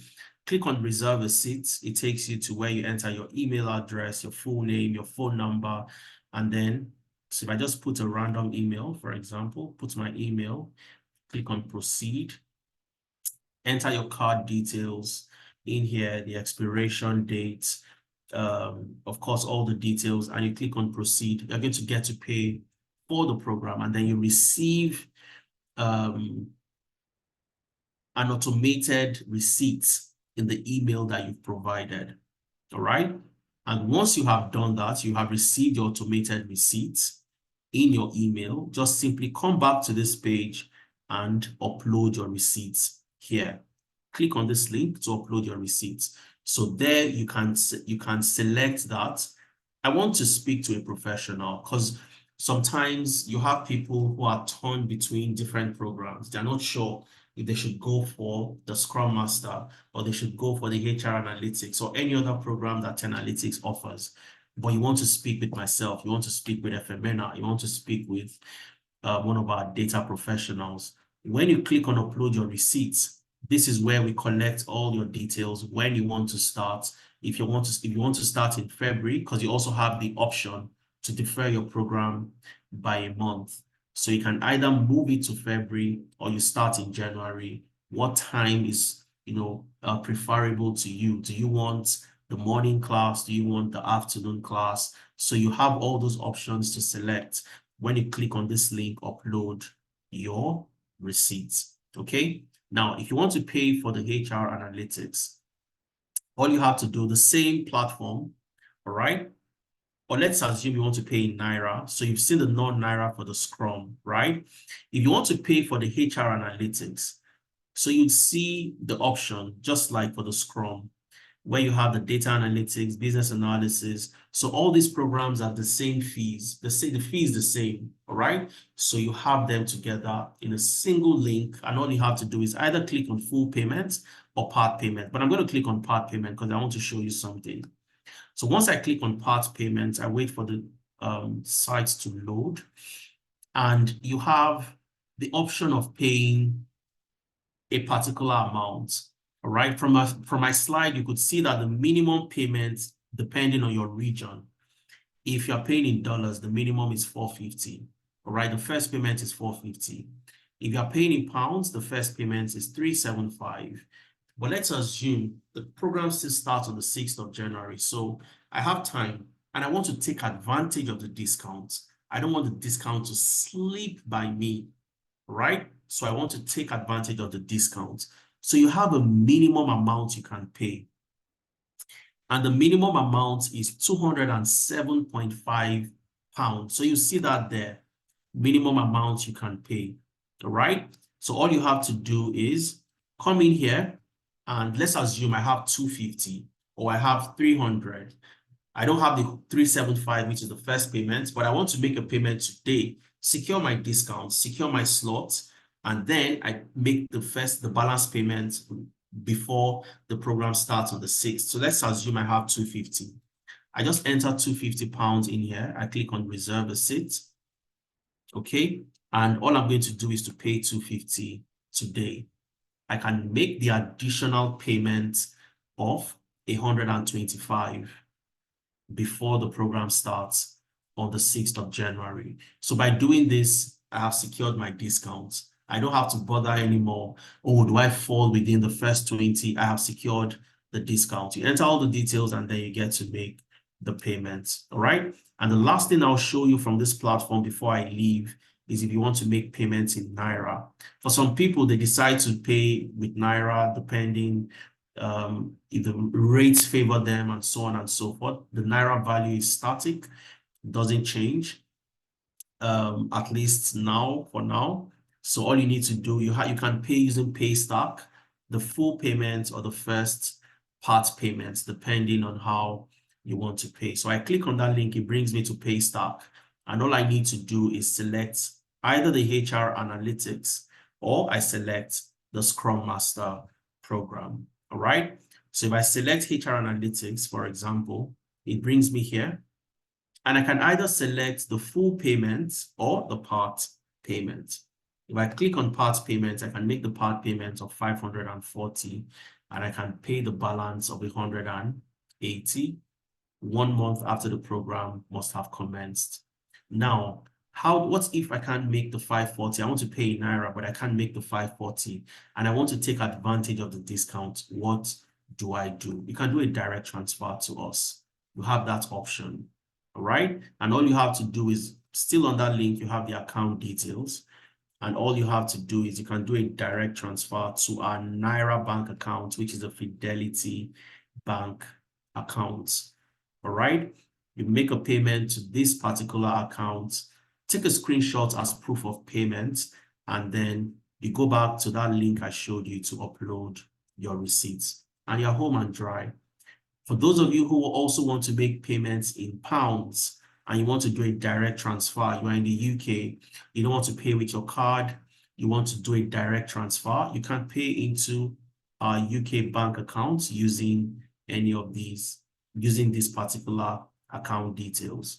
And once you do the transfer, you make the direct transfer, just take a screenshot and go to upload receipts and you get that sorted out from there.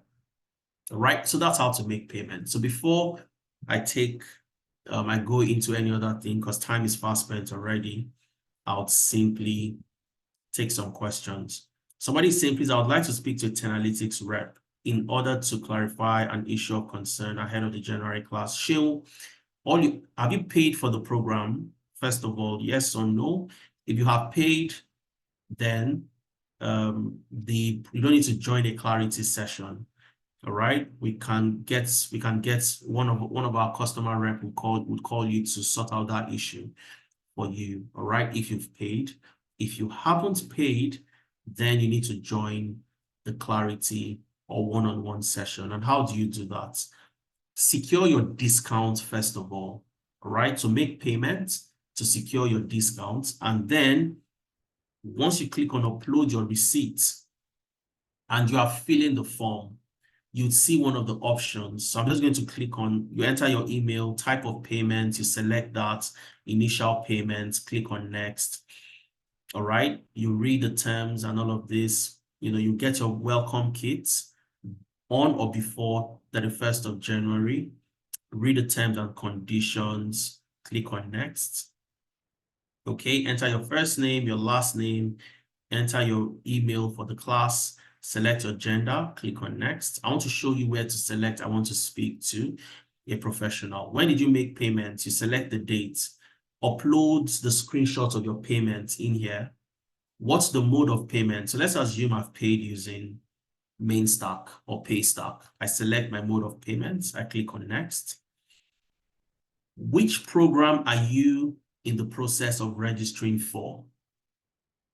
I click on the drop down. You see all the programs, but you are not sure of what to register for. All you need to do is click on what? I need to speak with a professional. But trust me, you select I want to speak with a professional on a Friday, and the session is on Tuesday. Before Tuesday, all the slots are gone.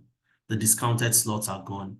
So you want to take advantage of the discounted slots, make your payment, the initial payment, and then you select I need to speak with a professional. And then when you'd have me in the clarity session, you'd have a Femena and other professionals who would be with you to help answer your questions and help you also take the decisions that you need eventually. All right. And once you select that, you click on next, fill all the other details, and you submit the form at the end of the day. So what cohort do you intend to start?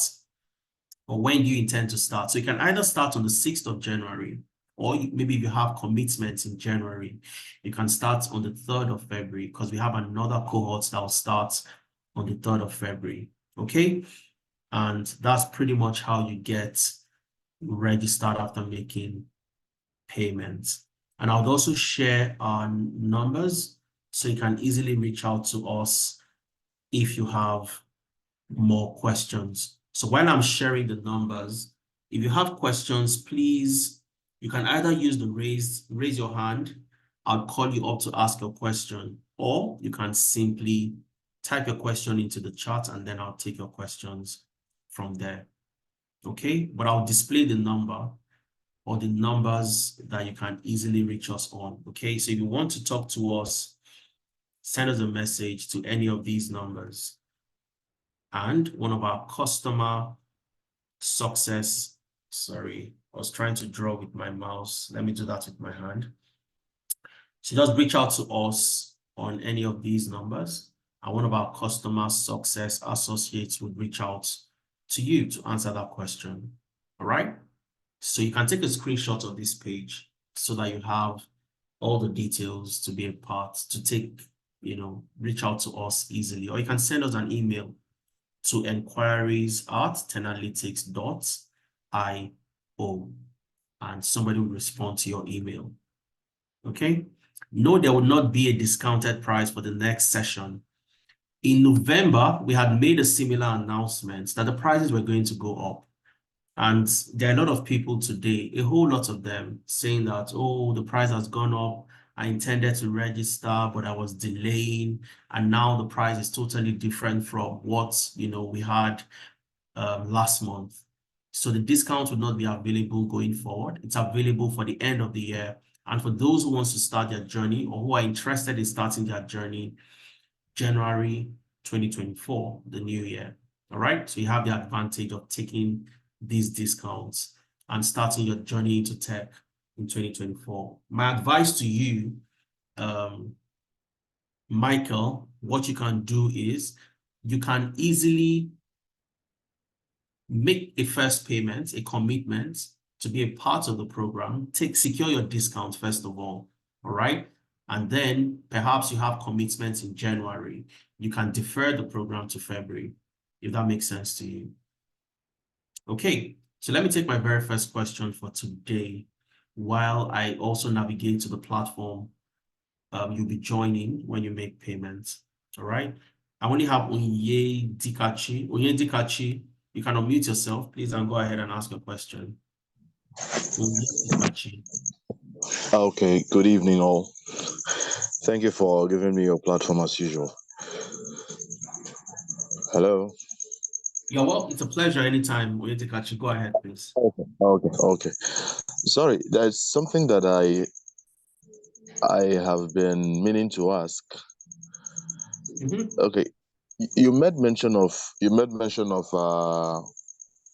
joining different time zones. Yes. Depending on where you are. So, for instance, maybe I didn't get what you said, and when you said it, I'm not too sure I heard you correctly. I'm not too sure. Okay. So, but for someone who is in Nigeria here, Mm-hmm. can I finish attending, if I have the time, can I finish attending my own lectures, favoring my own time zone, then still join that of US, Canada? Well, yes, you can, but it's not advised. I do not advise you to do that. And I'll tell Why? you the reason why. Good. All right. Now, if you have the same facilitator for that program, so there are some times you would have the same trainer, okay, that will take the morning class, that would also take the guys in Canada and in the US. And you'd also have instances where the trainers are different. So the trainer that will take those in the UK, in Nigeria, similar time zones, would be a different trainer for those in the US and in Canada and so on and so forth. So if you have a class that must have started, say 11 a.m. to 2 p.m., and you are meant to cover, let's say, A to D, and I'm just using this, arbitrarily. You have A, B, C, D that you're meant to cover on that at that particular time for that particular class. But then, for some reason, you completed A, B, and C, and you did not move to D. But then you joined the new class in the evening, and the facilitator has A, B, C, and D. And you come into class the following weekend, what they are working on does not have D. Yes, you have D, but there's sort of like a confusion at the end of the day as to where we started, where we stopped, how do I pick up from where we had stopped from the previous class, and so on and so forth. You could easily get confused. All right. Now, what we Yeah. usually advise is this.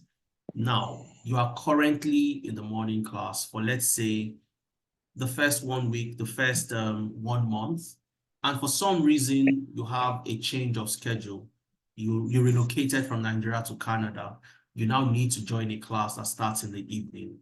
So we will then ease you into that class, all right, by having drop-in sessions with you to prep you ahead. But this time around, there is a rationale behind it.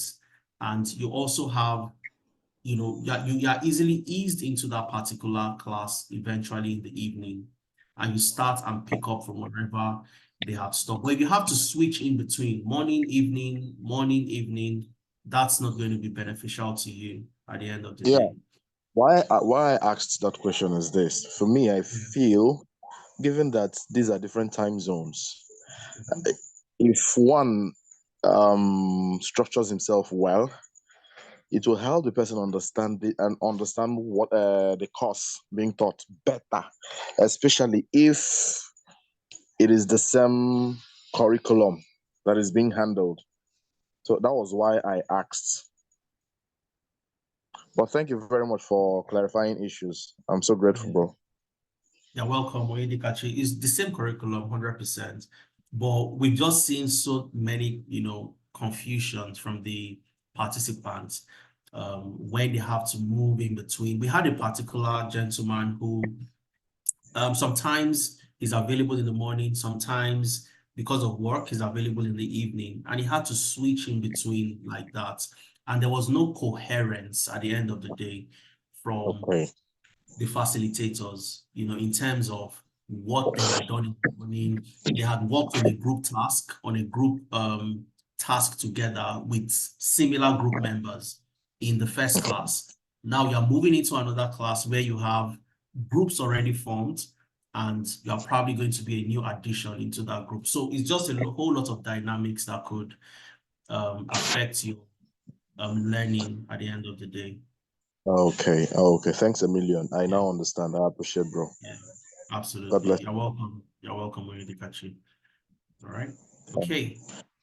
Thanks for See that you in class. question. That was absolutely um, necessary and a fantastic question, obviously. All right. So while I'm waiting for the second question or for the second person to raise their hand so I can call them up, I'll quickly walk you through what a typical platform would look like and the projects you're going to work on. Okay. So now of course, I can see all the programs. All right. So you can see the internships that have started, the DA and HR internship, the BA internship, but I'll move to the HR analytics program for the cohorts that started in November. All right, they started in November. You can see that 23/11, and I'll open this up. Okay, and let's see what they have done so far. All right, so I'll simply go to classwork, and one of the first things you'd see is book an interview session. This is always at the top of your classroom. So you have an interview coming up. All you have to do is come here and use this Calendly link to schedule your interview preparation. Okay, and we always advise for you to let us know at least 2 days before the interview so that we have enough time to also help you. But it doesn't matter if you have, an interview that came up, abruptly, you didn't prepare, that you didn't know that you had an interview the day after, we will still create time to work with you. But it's always just more comprehensive when we have at least 48 hours to get you prepped, look at the role, and prepare what you should expect for that interview. But then all you need to do is click on the link, select your preferred dates, select your preferred time, and so let's assume today is the next interview date available. Today is Friday. Friday is gone already. So you have your next session on Monday. You click on Monday. You can see you have 8, 8:30, 9, 9:30. And all you have to do is click on your preferred time. So let's assume you click on 3:30, for example, click on next. You enter your name, enter your email, enter the role you are applying for, paste the job description of the role, and share any other thing that would help to prepare for the meeting. And then you click on schedule events. And the moment you click on schedule events, you're going to receive an automated link for you to join the meeting, and you have a calendar invite sent to your email as well. So that's the way the interview prep works, okay? But let's look at their project and what they've done. So I'm going to scroll all the way to the bottom, right? And of course, you'd see you have the onboarding material. That's the very first thing you'd see when you get into the Google Classroom. You have your welcome kit. The welcome kit contains all the things you need: how to install Excel, how to download and install Microsoft Office, how to download and install Power BI, how to download Power BI for Mac, Power BI on Windows, PostgreSQL, and so on and so forth. You have an onboarding session, you have problem solving, you have Microsoft Excel, the mentorship session, the very first session we had. But I want to show you a key project. So pardon when I scroll a little bit fast. This was a session on the mentorship session on tailoring your previous experience to your current career path.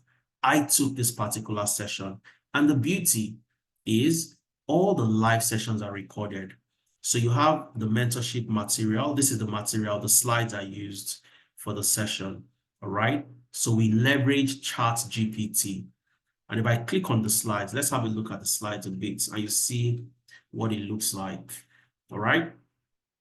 So we leverage ChatGPT for prompts. Of course, you'd have the very first prompt. We did it with a practical session on how you leverage the different prompts to tailor your CV, your past experience, to your current career path. And in case you missed this session, you have the recording. All you have to do is click on the link to the recording, and it brings you here, okay? So you can see that's my name. If I click on play, I'm going to wait for it to come up, and then you see what the session looked like. What we did in the session was about almost 2 hours where we were looking at how to tailor CVs, how to tailor your previous experience if you were a teacher. Okay, so let me just mute. I'm just going to scroll a little bit. We looked at the best CV formats to use, which is the Wharton CV format. Of course, this is ChatGPT practically showing how to set up your ChatGPT, how to get into that. And we did a practical, exercise, and that's the practical session we had, looking at the job title and overview, and so on and so forth. So let me just scroll a little bit. So you can see, of course, that's me. And this is the CV we were using for that session. And it was a practical class. People had the opportunity to contribute. And anybody who joined this class would never have any problem tailoring their previous experience. It doesn't matter what you've done before. You know how to tailor it to HR, know how to tailor it to business analysis, how to tailor it to Scrum, and so on and so forth. Okay, so that was what we did, and that's what sometimes a mentorship session looks like. Sometimes it's practical, sometimes it is theoretical, where I am speaking, teaching in a presentation style, certain concepts, just like we have done today. So I just thought I should show you that. But let's look at a project very quickly. Okay, let's see. All right, the project I wanted to show you is actually not here, but let's look at the Power BI class. I'll go to October. They should have done that project. So let's look at the Power BI. And when we say every single class is project-based, if I click on this was the project that was, implemented on that particular day. Ray Gadget Technologies. Here you are creating a data model using Power BI, but you are doing that by working on a project. You're not doing it by just learning Power BI as a tool. That's one of the things we despise. A lot of people just learn how to use tools. They don't learn how to solve problems using the tools. But as an analyst, your role is to solve problems using these tools, not just to learn them for the fun of knowing how to use Power BI. So you have an overview of Ray Gadgets. You have a problem statement, okay? And Ray Gadgets simply wants to bring data together, understand their data to help them take decisions, okay? This is the data model you're going to build at the end of the day, and this is the data set. And of course, you'd do your ETL, you'd learn normalization and all the things you need to learn. You'd see the link to download the data set, and then you get to work on that. Okay, I'll show you one of the HR projects, because this is November. They haven't moved into specific HR projects. So let's look at the October class where they've done specific HR related projects. And let's look at some of those projects. So let's go to October, HR analytics very quickly, and then I'll take more questions, and then we'll wrap up in 2 minutes. So HR analytics, the October cohort. Let's see what they've done. And of course, you can see that it says 2310. That shows October. All right, so this is the October cohort. Let's see their HR specific programs.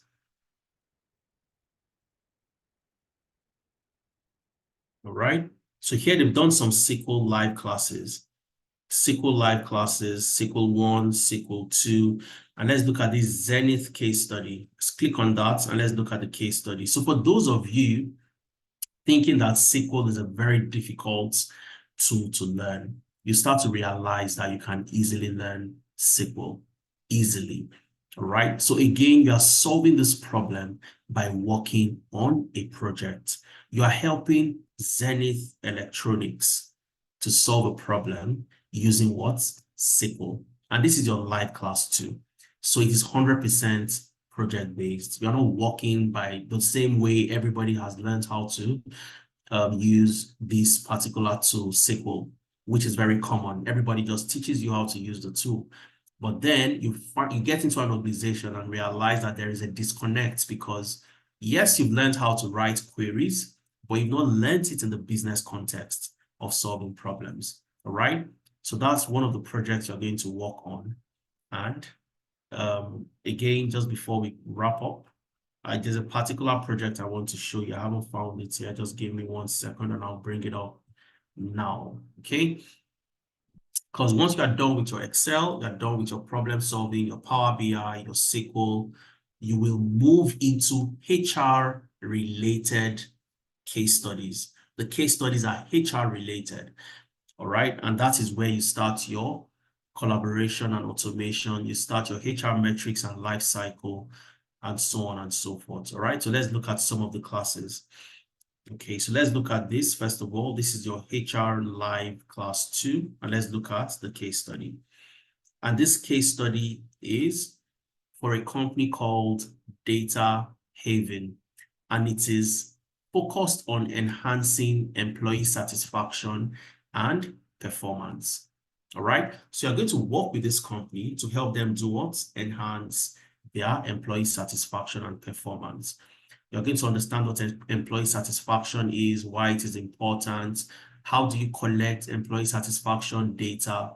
You look at employee satisfaction from why it is important in terms of organizational success, employee development, and rewards and recognition. What's your role in employee satisfaction? You start to understand before you even move into the case study itself, which is this particular one is for Data Haven. You look at the overview of the organization, and there's always a problem statement. So what is this company trying to solve? Data Haven's HR department has identified a significant gap between employee satisfaction and performance. All right. And while some employees are highly satisfied and productive, others are struggling to meet expectations, expressing dissatisfaction with their work environment, and so on and so forth. And these are the things you'd see in the real world. At the end of the, you have the data dictionary that has the data, and at the end of the day, your role would then be to solve this problem. What are the steps you need to take? And then you have your tailored analysis. And for everybody who completes a project, you're going to post it on LinkedIn. All right.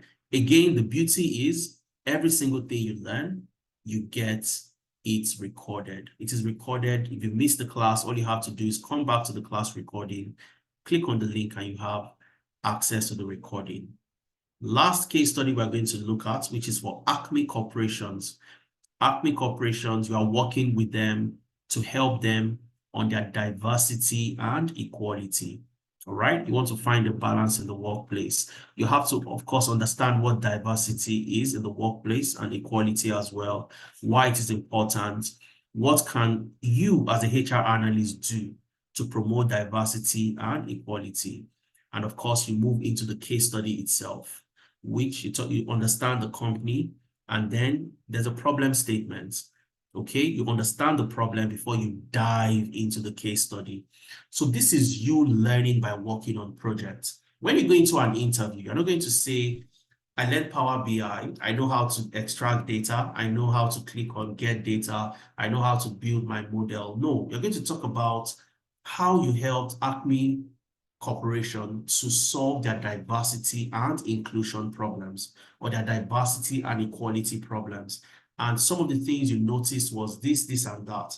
And you were able to use your skills to extract, analyze the data, extract insights that could help you come up with recommendations. Okay. And these are the things you'll talk about during interviews, and not how you were able to do technical stuff using Power BI and so on and so forth. All right.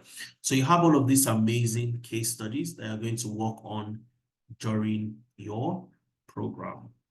I'm just going to take questions, and I think would call it a day at this point because the day is already far spent. Remember, guys, the discount is only available for the first 20 people from this particular program to register for the program.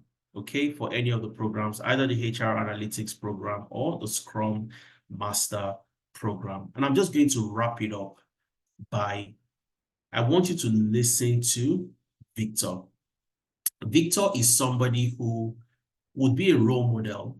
For anybody who joins the program, you are going to see Victor as one of your mentors. And Victor is a fantastic professional. He joined our program got a job as a people operations analyst with a company in Chicago, Illinois. He worked remotely from Lagos, Nigeria, working for the company in the US.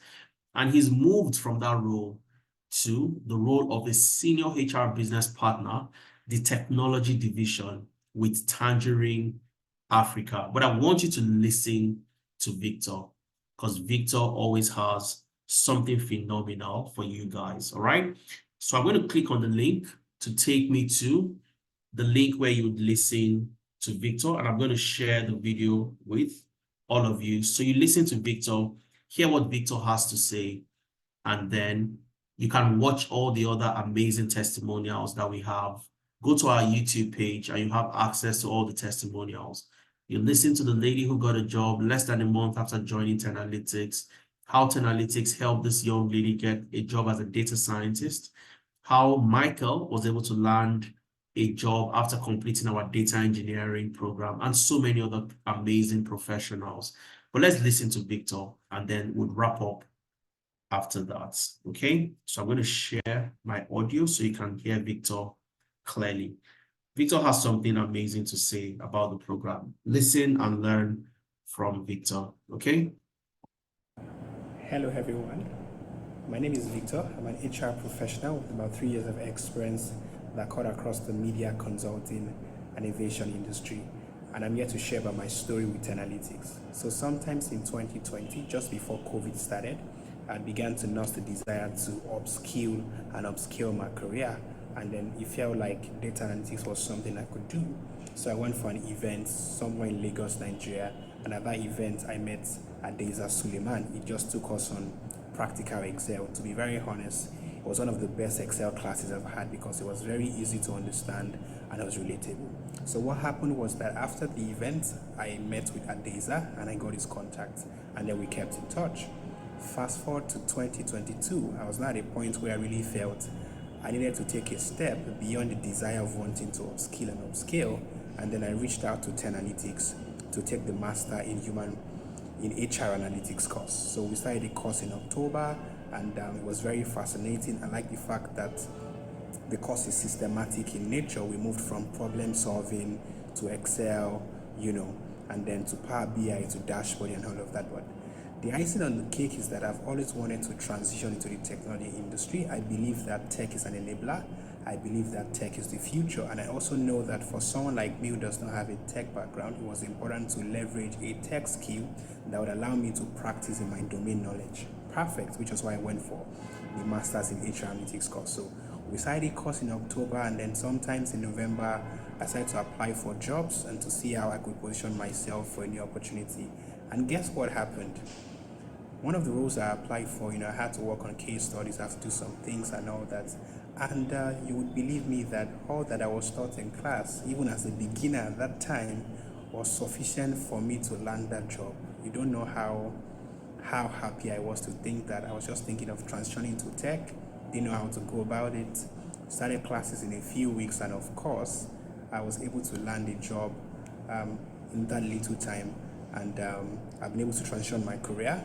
So far, even the experience of the class was amazing. The facilitators are very simple.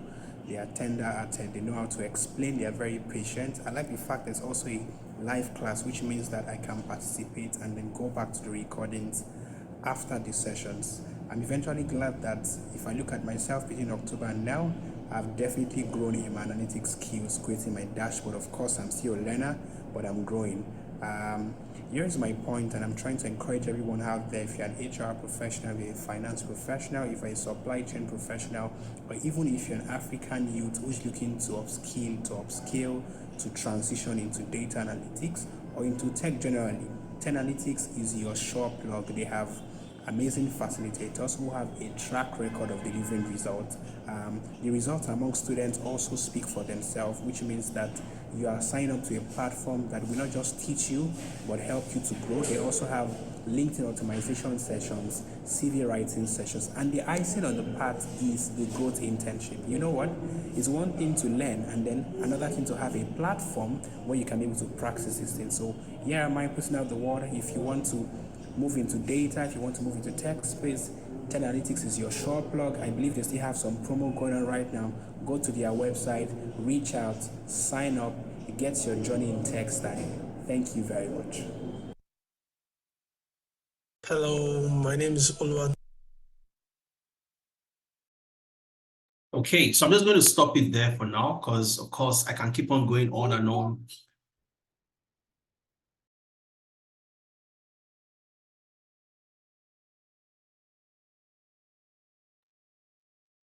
Sorry, that's my 2-year-old saying he's excited to see his dad in front of the screen. All right. So again, I can go on and on showing you all the amazing testimonials that we have and what people have to say about what we've done. But I'll let you do that. The Scrum Master program is new. We are launching that starting January. So you wouldn't see people who have joined the program, they've graduated, they've gotten jobs, and they've done amazing stuff. You would want to be a part of that program, to also get people to share your own story with people, and for people to also see how you got your journey started and you're doing amazingly in that regard. Now, for those of you who would want to listen to other people, what they've said, how their program had, how they've been able to complete their programs with us and how they were able to land jobs and the role that we played in ensuring that they landed those jobs, just go to YouTube, all right? Go to YouTube, search for Analytics, all right? Search for Analytics. Once you search for Analytics, click on the Analytics page and you'd see our YouTube. Okay, we have so many contents, all right? So you'd see the session that held 3 days ago, a live Python coding class using Google Colab, how to secure your first job as a business analyst, and then you have all the testimonials. I'm not, like I said, I could go on and on playing and you listen to them, but watch and listen to what people have said and their amazing journey with us. Follow us on Instagram, follow us on Twitter, on X, follow us on Facebook, follow us on LinkedIn. Follow me on LinkedIn. I'll be super excited to connect with you and answer key questions that you might have registering during the program or even after the program. Let's all connect. Go on LinkedIn, connect with me, and I'll be super excited to also connect with you. Have an amazing weekend, guys. I think I'll stop it here at this point. I'm not sure we have more questions coming in. And if you ever have any questions, ever have a burning question that you need to be answered, just send us a message, send us an email to any of these numbers, or send us an email to enquiries@tenalytics.io, and somebody would respond to your questions. Thanks for spending the evening. How secure is this website for payments? 100% secure. 100% secure for you to make payments. All right. I'm sure you are familiar with Paystack. You are familiar with Mainstack. Those are the two payment platforms that we leverage to collect payments from across the globe. Okay. So thank you very much, guys. Have an amazing weekend, and I would love to see you in class. Enjoy the rest of the weekend. And on the 6th of January, we have so many people that are registered already, but I want you to also be a part of the journey. Start your 2024 on a very high note by making an investment to be a part of the tech ecosystem. Until we meet again in another masterclass, or we meet in class starting on the 6th of January, enjoy the rest of the evening, and cheers, everyone.